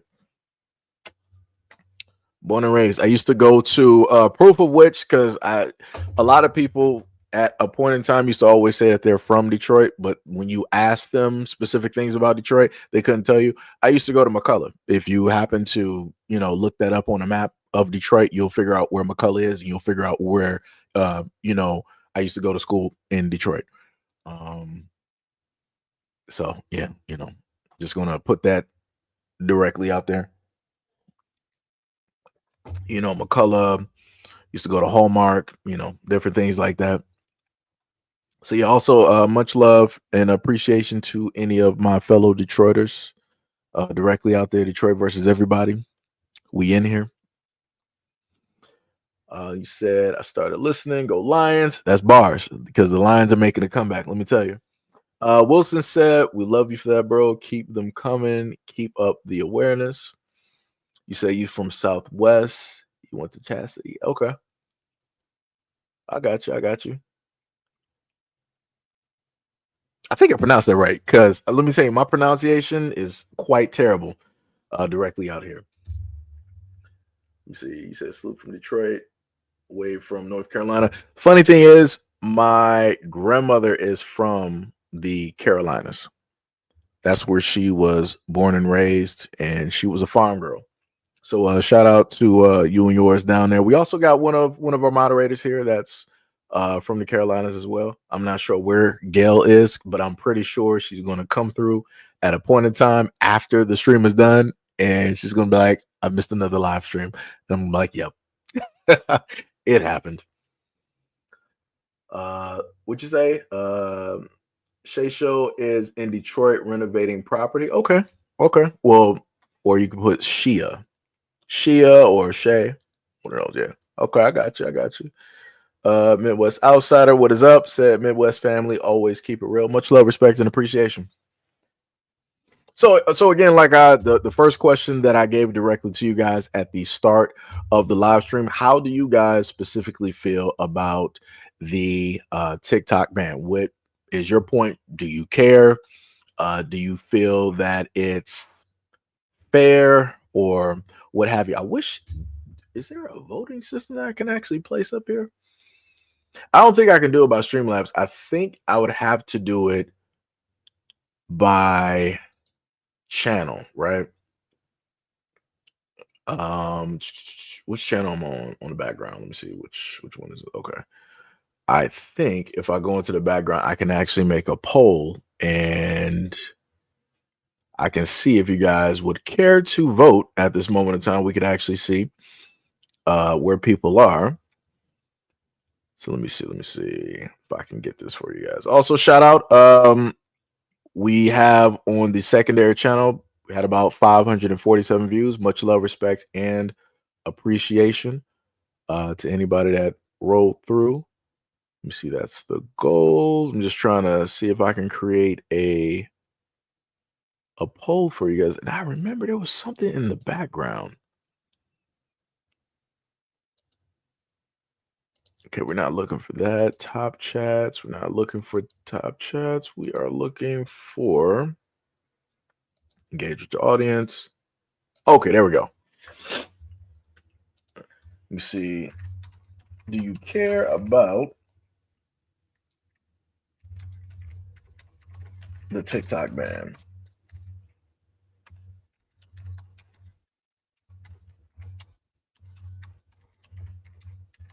On Sunday. All right. I put an additional as yes, no. I put maybe. All right. So on the secondary channel, I just put up a poll. I'm not sure if you guys are able to see it because this is my first time actually doing it.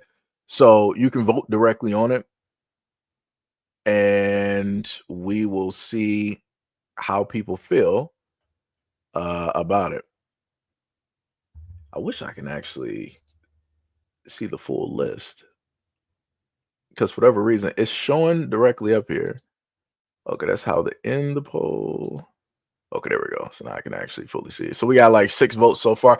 If I would have had my mind right, I would have started this as soon as I started the stream to really get an accurate vote on here because we had so many people actually come through. So it's probably going to be thrown off by a lot. We got a lot of people right now with at least like 7 votes. We got 71% that said that they do not care about the TikTok ban. It'd be like that. It'd be like that. Let me tell you. So I'm gonna come back to this. Keyshawn said, indifferent. Said I've never had a TikTok account, so I really don't care. Wilson said I really don't care. I uninstalled it and I got this phone 2 years ago. Max said people always find a way to communicate and get paid. I mean, now that's true. That is true. People will find a way to make money and get paid, but the difference is how it is that you can actually put out the information without it being, let's say, blocked or erased in its totality. Because there's been quite a few times that I've tried to put out videos, and I've showed you guys before, I've tried to put out videos and content gets erased, right? Videos get removed and different things of that nature. And I've told you guys before, especially if it dealt with anything negative happening to Black men, that historically, I'm going to just phrase it this way because I got to be careful. Anything historically that has happened directly to, Black men. And I've had those videos. YouTube was like, hey, we're going to take these videos down. And I'm like, wait a minute. I'm like, okay, so what are you taking a video down for? And they would either cite an image, like a picture. And I'm like, well, I could have just, edited that picture. I could have just blurred it out. They didn't care. They was like, we're just going to sit up there and remove it. Or they'll at times decide to block it in a way by demonetizing that video and then also putting 2 labels on it, making it 18 plus. And I showcased that to you guys when it dealt with a Black man that was he was a young dude, truck driver, came from Chicago. He literally made it out of Chicago, was not a statistic, got a job, had a truck and everything. And magically, the last stop that he made was down south, and that was the last time his family seen him. And he was found in such a way that was reminiscent to some things that happened historically. And YouTube was like, well, we get what happened here, but we're going to make this video 18 plus. And to me, for the life of me, I still did not understand because I could have sworn I did what I was supposed to do to manage and try to mitigate that from taking place and or happening. And again, I thought that putting something out there that is truthful which is bringing awareness to a situation that happened to a black man, which has a lot of unanswered questions, which still to this day we don't really have answers of, but they try to frame it as if he did it himself.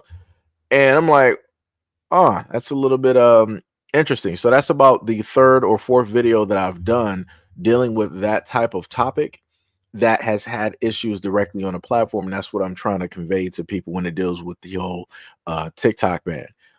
You know, you're dealing with the fact that information is being controlled in one way or another, or lack thereof, and the United States government wants to have control. If they can't have control, then nobody can, right? So, you know, so we got 67% at this moment in time stating that they do not care about the ban. Hey, like I said, people got to pay attention. People have to pay attention. It is very, very important. And the other thing that I wanted to bring awareness to a lot of people is this. If the United States government is telling you that, hey, we're going to ban anybody from in the United States on Sunday from using TikTok, and if we find that you're still using it or trying to evade it, we're going to fine you, if not potentially worse.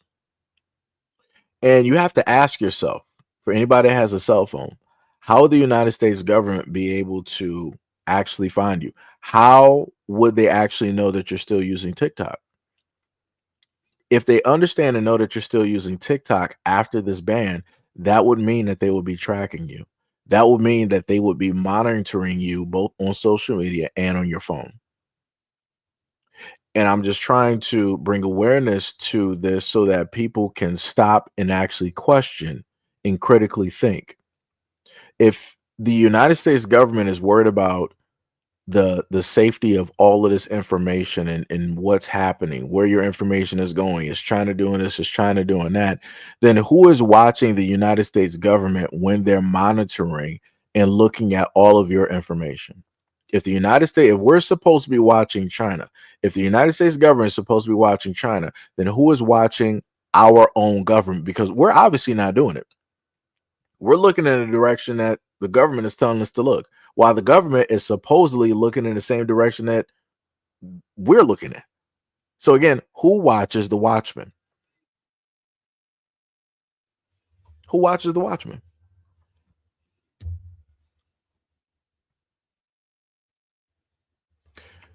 King said, you talking about the young trucker that they found? Yeah. I can't fully say it because, again, that may cause technical difficulties and issues, as it has normally caused directly on this channel. But yeah, that's pretty much the person, the individual that I am referring to.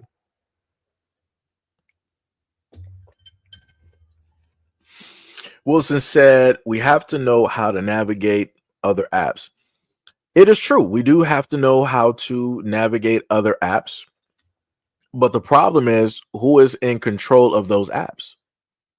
Right? Is it Vanguard? Is it BlackRock? Is it the United States government? Is it all of the above? Who specifically has control or interest in those apps? And how much information will be allowed to be given out on those apps? Because again, like I said before, everything is about control. It's about controlling the information. It's about controlling the narrative. Because you can put pretty much anything that you want to put on X, right? Of course, as long as you don't make Elon mad, because he is the king of kings, because he owns it, right? But other than that, you can pretty much put anything that you want to put directly up there. But you just have to figure out how to work the algorithm for it to be seen, right? TikTok was just that. It was the easiest way for a lot of people who had information to put it out there for a lot of eyes, thousands, hundreds, tens of thousands, hundreds of thousands, if not millions of people to actually see it and share it all in one go. And now that faucet is completely empty. It's gone. That well is dry. So now if you find a whole nother app, you got to figure out the algorithm. You got to figure out how is that going to sit up there and work? Because if it works, if another app works anything like Twitch, you're not going to have discoverability. It's just going to work with the popular people, and that's the only people that you're going to see. Anybody else that is brand new is not going to get the light or the time of day. And you know what happens when you can only see the popular people? That means that a lot of your information and stuff that you put out there, those popular people are going to put it up there and posture it as if they found it and did the research, and they're going to get all the credit. Right. And this is the other thing I want to bring up too. Right. There's a lot of people right now. I'm going to point this specifically to Black Americans. There was a moment in time that Black Americans had a problem with TikTok because Black content creators got treated differently and paid differently versus their white counterparts. TikTok made sure to push white content creators above. Black content creators were coming up with the dances, they were coming up with the trends, they were coming up with the songs, all of this stuff, right? But they would get very little shine. There was one girl, she was Black, she came up with a song called, I think it was like Walls of Jericho, beautiful song, the way she sung it, the way that she had like the tone and the rhythm, beautiful, unmatched. She came out with that song, it blew up. You know what happened on TikTok? Even though she was the original creator, and they know that she was the original creator, she got muted multiple times. I even did a video and a live stream covering all this information. You had other content creators that were non-Black stealing the song word for word, even going to the point of taking the audio and then them trying to lip sync as if it was them that created it. They were getting the views, they were getting the sponsors, they were getting the deals, all of this stuff. It wasn't up until enough people, especially Black people, came up to her defense and pointed this out that things started to change and transition. The same thing happened to a whole bunch of other Black content creators directly out there. So the reason I bring this up is to say that if we know that on a lot of these social media platforms, Black content creators have all of these problems, why is it that Black people refuse to make Black platforms hot? We can make TikTok hot, MySpace, Facebook, Vine, IG, YouTube, X. We can make all of these platforms hot, and all of which are not even owned by us. But yet, over time, over the years, I've showcased many Black websites and platforms, and those videos get no type of views. In comparison to the live stream and the other videos that I've put up here, those videos and live streams got no views. It was probably just a few people, some of which are here at this moment in time. So again, I hear the talk all the time about us needing our own platform. But when these things are showcased and placed in front of people, I always see no movement. I see no rush and no type of hurry. The only time I happen to see Black people fluctuating to a new platform is when other people are on there first, and then we're pretty much the icing or the cherry on top, which makes that platform hot. I have yet to see Black people roll up to a brand new platform in an influx. I'm talking about from all of the popular, streamers, social media type of folks, NBA, NFL players, celebrities, whatever it is. I have yet to see any of those folks roll up to a brand new created platform and just make that hot before anybody else gets there. I've yet to see it. And we literally have the ability to do it, but refuse to.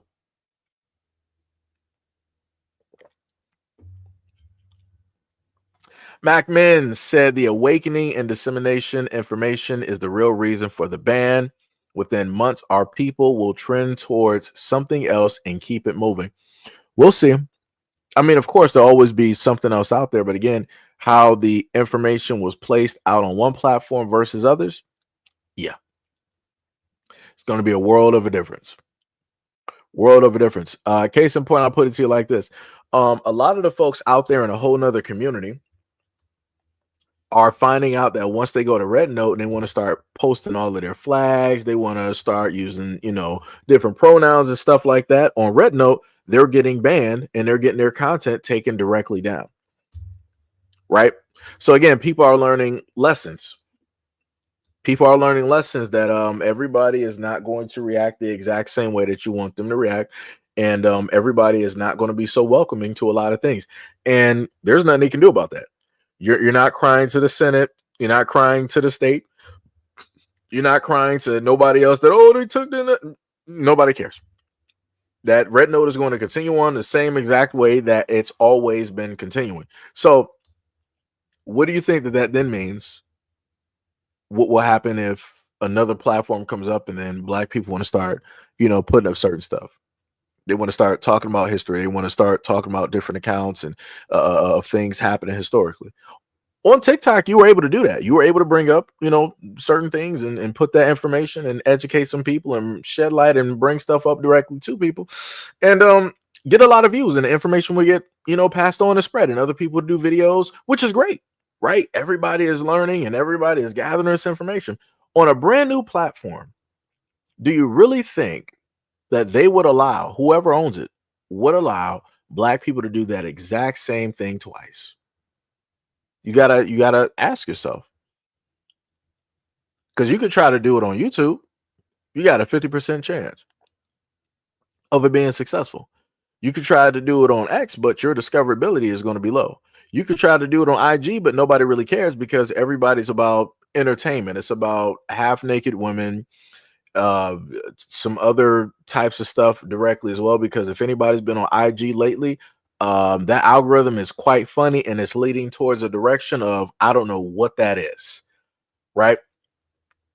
And I'm talking about the Skittles variety. I don't know what's going on there. It's looking this, I don't know what's happening.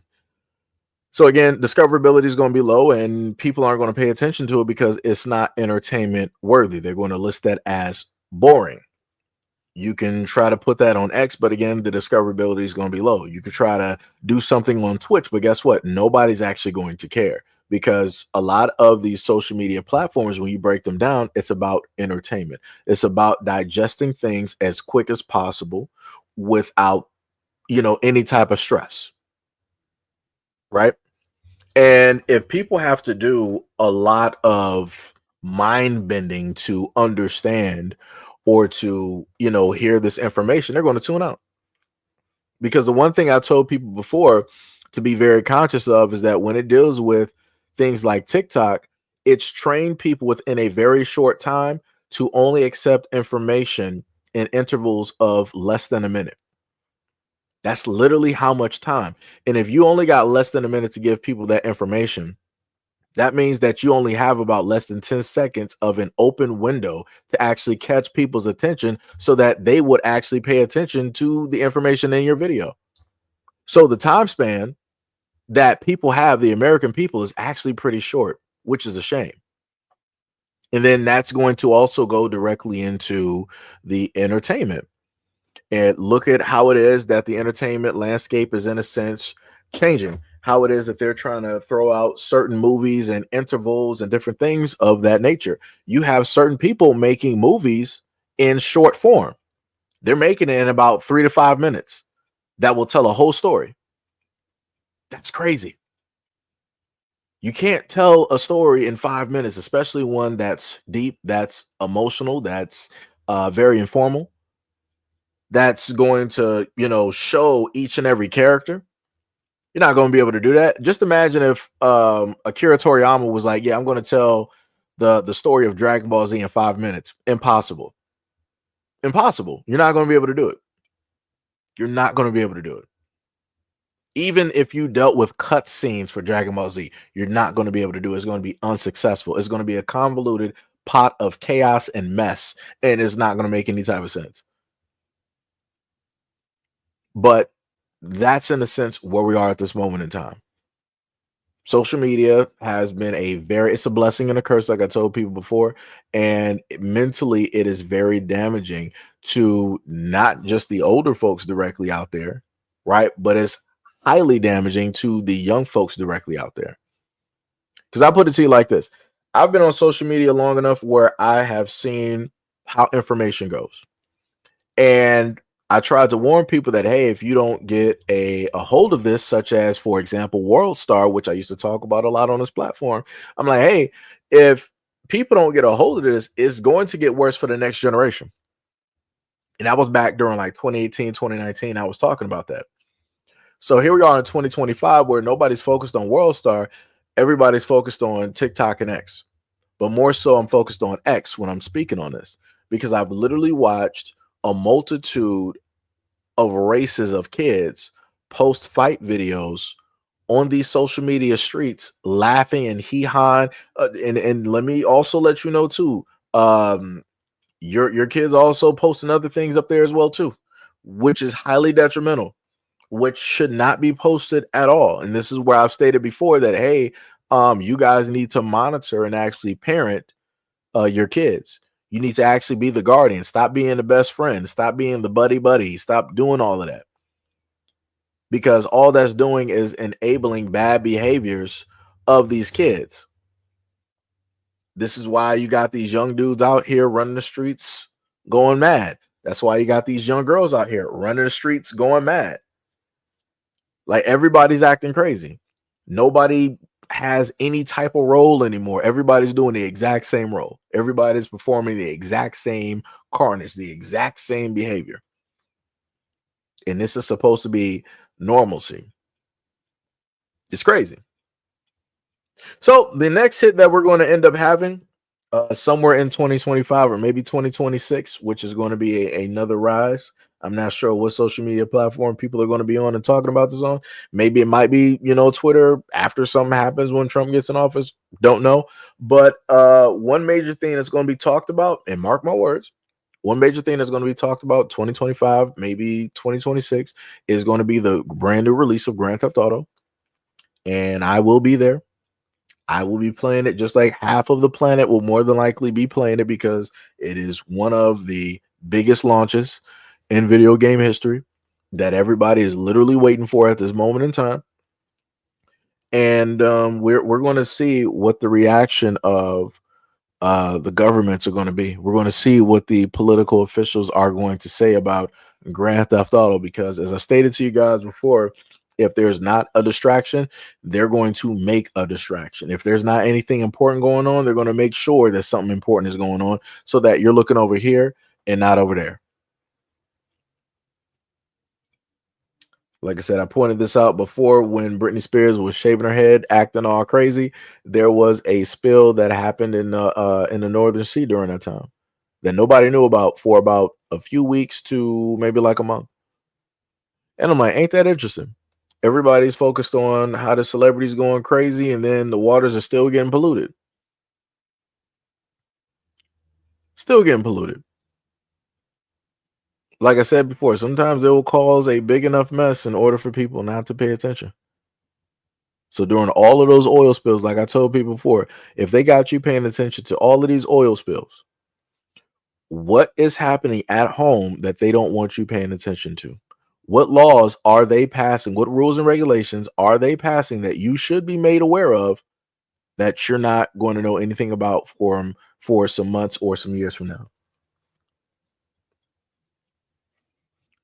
And the other thing I want to go right back to is this image here, where it showcases the fact that originally Trump was the one who wanted to get rid of TikTok.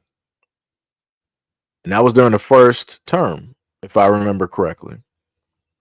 But due to a lot of things that transpired and took place and how a lot of people turned their backs directly on him, now he has decided to flip, and he's like, hey, I like TikTok. I think that, we should keep it. We're going to see what's happening. We're going to have a very serious talk. And I think one of the reasons that he's doing this is because people turn their backs directly on him, and he's a businessman at the end of the day, and he knows how business and how government works. And he's like, you know what? Y'all decided to flip on me, so I'm going to do the reverse of what I did the first time. And I'm going to try to keep TikTok because I know that you guys got an invested interest and y'all got some money directly in this. That's why you passed it, in hopes that after it passes, all of your stocks and other things that you invested in are going to go up, right? So you got people investing in Meta. Meta has both Facebook and they have IG, right? So hand over fist when it deals with money and also other things that are to come. So he's like, okay, I got you, no problem. We're going to see what we can do. We're going to stop that from happening. So all of the money that you heard about that one congressman putting in there, yeah, he's going to lose out on something if Trump is able to reverse this or do anything different. And a lot of other people that are in office at this moment in time are going to lose money. That's going to make them very, very mad. And if they already don't like him, they're really not going to like him if he's able to successfully stop this from happening. And you know, the other thing that's going to transpire, if he's able to make this transpire, if he's able to save TikTok and keep it so that Americans and businesses can, you know, keep flourishing directly on there, they're going to label him, the younger generation and these businesses who don't like Trump, who did not vote for Trump, they're going to start to love him because he did something that was at the interest of them. Even though he may have his own interest, his own reasons for sitting up there doing it, inadvertently, it affected them in a positive way. And they didn't vote for him and like him initially after all of the stuff put out there. They're about to sit up there and flip. And I promise you this, if there was a way that he can run a third time, a lot of those businesses, and this is an if he's able to keep it, so that the American people in these businesses can, in a sense, keep flourishing.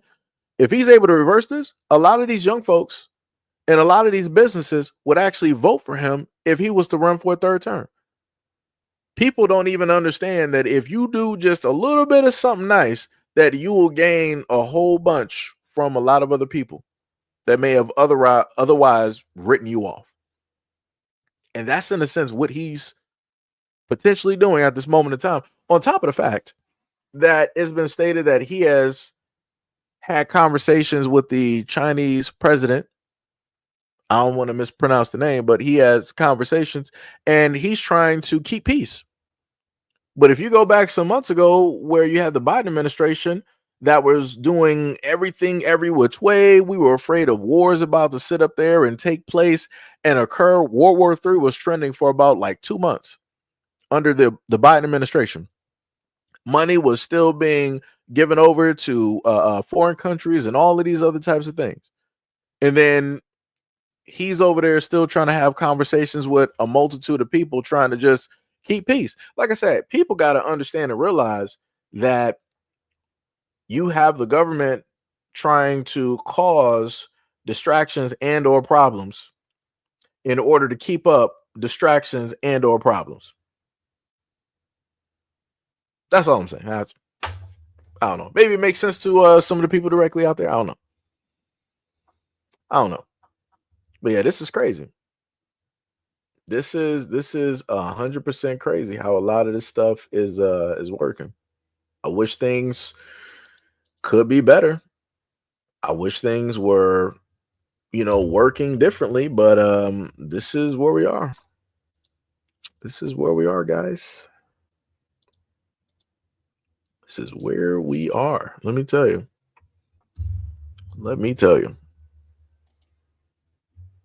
Program the youth for idiocracy type of reality. Yep. He said, they got a Trump currency. It's crazy.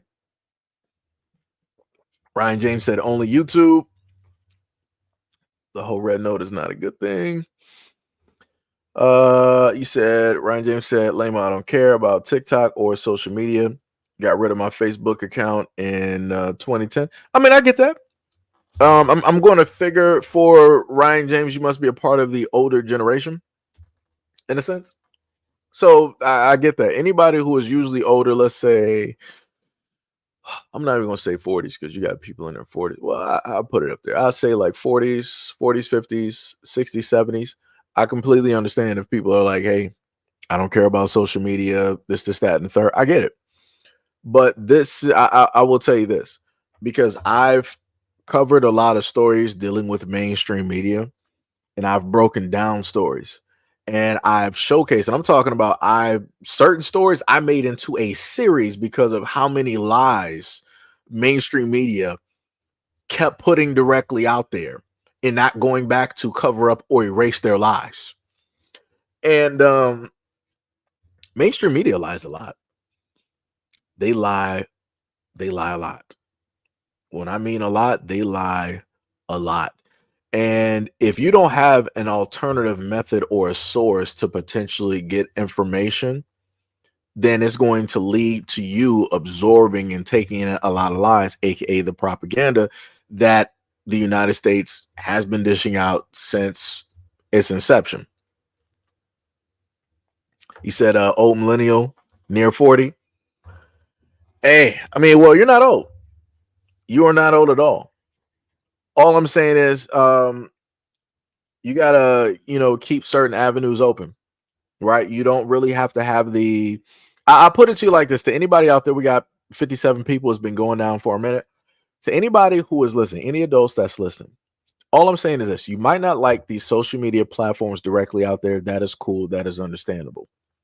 What I'm going to say is it will behoove you to have certain social medias there so that you can have an alternative avenue of opinions for certain types of stories and or informations, because just listening to mainstream media will lead you in the wrong direction because they are built to have you believe certain things, right?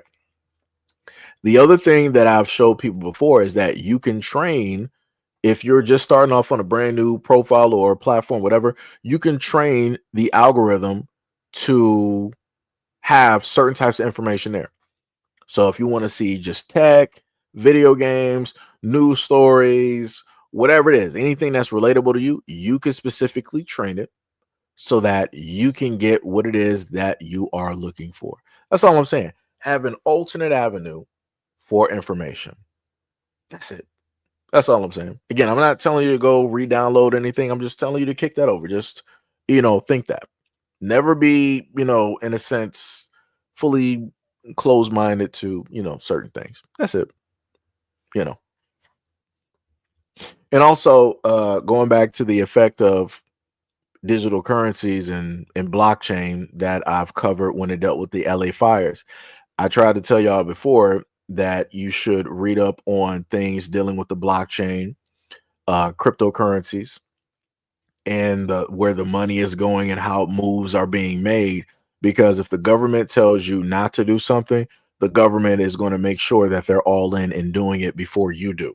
And then by the time they make it okay, it's going to be too late for you to actually get in and actually profit directly from it. That's actually what's happening at this moment in time. Because I told people a while ago during the pandemic, I'm like, hey, you got gold, silver, palladium, all these precious metals, invest. Again, I'm not a financial advisor. And then I told people to research cryptocurrencies. You don't got to believe me. You don't got to pay attention to me. But I would just sit up there and tell people that if you have people in government invested in cryptocurrencies, if you got entities such as BlackRock and Vanguard, which are worth trillions of dollars, investing into cryptocurrencies, if you have banks and so on investing into cryptocurrencies, what does that then mean? That's all I'm saying. Just, research. Pay attention to where the money is going. That's it, Man, Timothy said, I'm closed-minded of AF when it comes to anything Trump or Trump related. Hey, like I said, I understand. I 100% understand. Trust me. I understand. I'm on social media. I'm not going to say 24/7, but more than most people. And I've heard and seen a lot of different things, especially from supporters. But again, I made it to a point where I'm just going to listen. I'm going to take in what people, have to say. I'm going to listen. I'm not going to get emotional, and I'm going to take it exactly for what it is. Do research, look around, and so on and so on and so on. My main thing is this: if you're open to one and you're not open to another one, that then means that 100% that you're open to can 100% mislead you, versus 50-50 on both sides. And then you're trying to just, take out the information from both sides and walk that way and figure out something for yourself.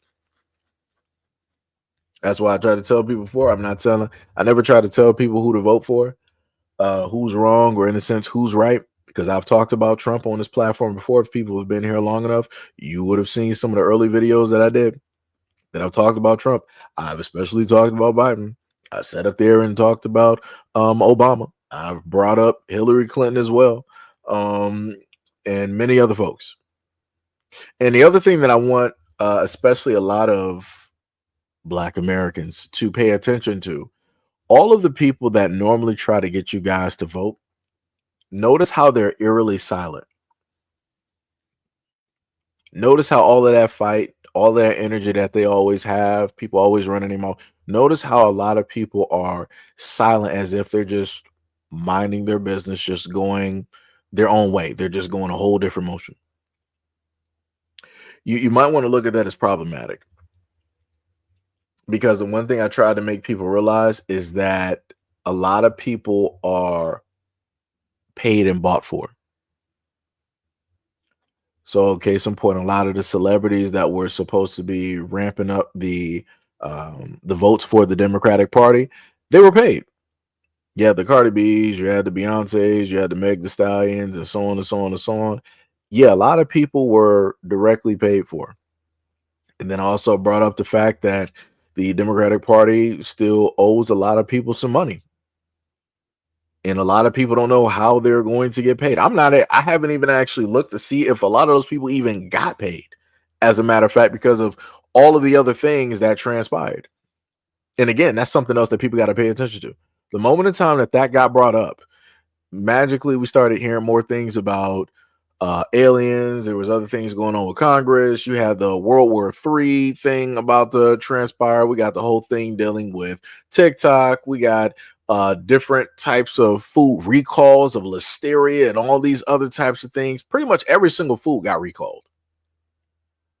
You got chickens and different birds getting cold. You got mad cow that was popping directly back up. Everything was transpiring. When that information came out, like I told people before, you have to pay attention. You got to look through the distraction. If there is a distraction, there's a distraction for a reason, because they don't want you to pay attention to something that you need to be informed of and paying directly attention to. Ryan James said that they claimed that XRP was a scam while buying it up. Yeah, and I try to tell people about certain things and showcase certain things, because the SEC you know what it is. The SEC tried to say that XRP money laundering. It's all the third. They did this for years during the pandemic, and this was during a time when everything was low, everything was cheap. That means that everybody, all the American people, could have literally gotten this cents on the dollar up until this point. And you want to know the problematic part? I watched XRP when it was low. Matter of fact, let me do something real quick. I got to go to a historical chart real quick. Let me see. Because let me show you how jacked up this is. Right? Let me go back 5 years. So let me let y'all know something. At one point in time, because I was there, XRP back, this is during the pandemic. This is to everybody that is listening. Back March 14th of 2020, XRP was 15 cents. 15 cents on the dollar. Right now, in 2025, XRP is $3.22. You can do the calculations and math on that. Figure out how much XRP back in 2020 you could have bought for $1,000. Right? Matter of fact, I'm about to do the calculations myself. About to do this myself. Right? We're going to see what we got.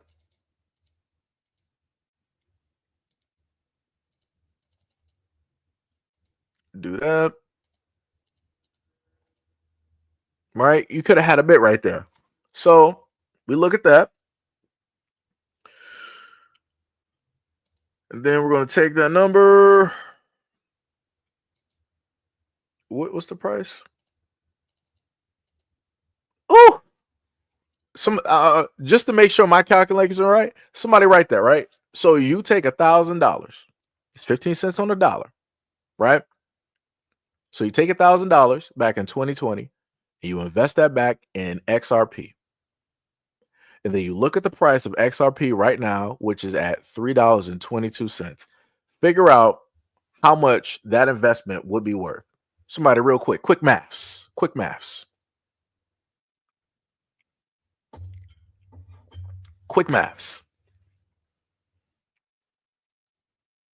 Timothy said at 25 cents, I got in at $1. Oh man. Ryan said brought sold at the dip under $15 when FTX crashed years back because of that. Sam Bankman weirdo, right? Keyshawn said person hold the pencil. Quentin Judah said, end of the day, we're taking back our land. It's a corporation because it can't run without fraud because the land isn't theirs. That is the hard truth, and reparations won't be paid. Yeah. Timothy said ICE is already setting up in Chicago and LA heavy. Oh yeah. Oh yeah. But somebody give me your numbers on XRP. Remember the main price point, you got $1,000. You bought that at 15 cents back in 2020. And then you look at the price of XRP now, which is $3.22. Let me know how much that investment basically is. That's what, 5 years, right? 4 to 5 years. Let me know what that investment will look like on your end by your calculations. Like I said, I'm not the brightest crayon in the box. So, you guys might be some better mathematicians than me.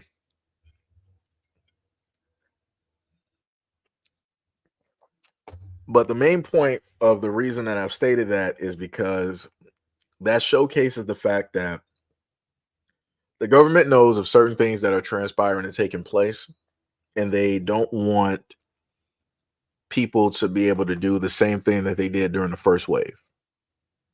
They don't want people to be able to gain some type of financial freedom and make it, because people got to, and I showcased this before, if you go and look up how many cryptocurrency millionaires have lost their lives just magically, that'll let you know what is up.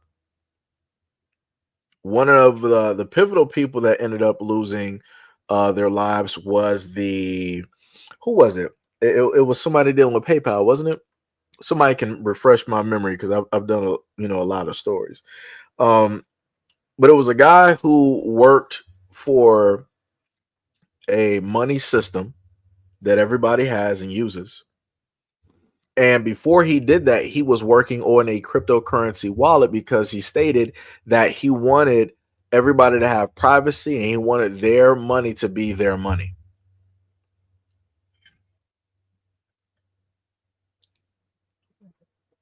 King said all of the coins will do what Bitcoin did. Yeah. Yeah. Like I said, I've been monitoring this over the years. And I've watched this over the years. And I've tried to tell whatever variety of people that wanted to listen that we're here, doesn't matter what creed and anything in that nature. Like, hey, there's things out here happening with money. You may want to pay attention. You may want to do your research. And then more research after that. Again, I'm not a financial advisor, but you may want to pay attention to specifically where your government is putting money, because that money that they're investing in a lot of these currencies, that's taxpayer money. But yet they're going to say that it's the government's, right? When realistically it's yours. So Ryan said that his numbers came up to 21,466. Yeah, that's about what I got. That's about what I got. And that is from just that $1,000 investment. Right? If people, actually put anything in during that time. And that was the lowest point that I could actually find for XRP, which is about 15 cents. Yeah, that was the lowest point that they had. That was in March. Because I can't give you anything lower than that, because in January 2020, it was 24 cents. Yep. And it's been going up and down ever since. And it's been fighting a hard battle in between the 25 to 50 cent range, or maybe 25 to 60 range. And then it finally started peaking during 2025 because of all of the news that was coming out about them being free of that lawsuit. And now you see where it is. It's crazy work. Even underneath, it says that XRP is plus $2.98, which means that it went up 1,225.04% over the past 5 years. This is why I also tried to let people know that if you look at different countries, other countries are adopting cryptocurrencies. This is why I try to tell a lot of people that for your kids and your grandkids' timeline, these currencies are going to be a norm. Like instead of them rapping about money and flashing that, they're going to be flashing crypto. They're going to be flashing portfolios and what like that. That's what's going to start to take place and happen. This is why I try to tell people before that, hey, you know, they got certain cards out here where you can flip from USD to these different currencies. This is why during the time of the pandemic, Bitcoin was accepted at certain fashion outlets, high price fashion outlets. I think you was able to buy a Lambo or something like that. You was able to buy cars. Right now, if you look up certain stories that I think I covered, you have certain housing mortgage businesses that are using Bitcoin as a backing. They're using crypto as a backing for the money dealing with housing. So again, this is why I try to, you know, get people hip to a lot of the things, a lot of movements that were going on back during 2020, so that they would have already seen what was transpiring during these times. So they're not caught off guard and they're looking at it when mainstream media is like, yo, guys, look over here. Look at what's going on with cryptocurrency. There's a party over here. Yeah.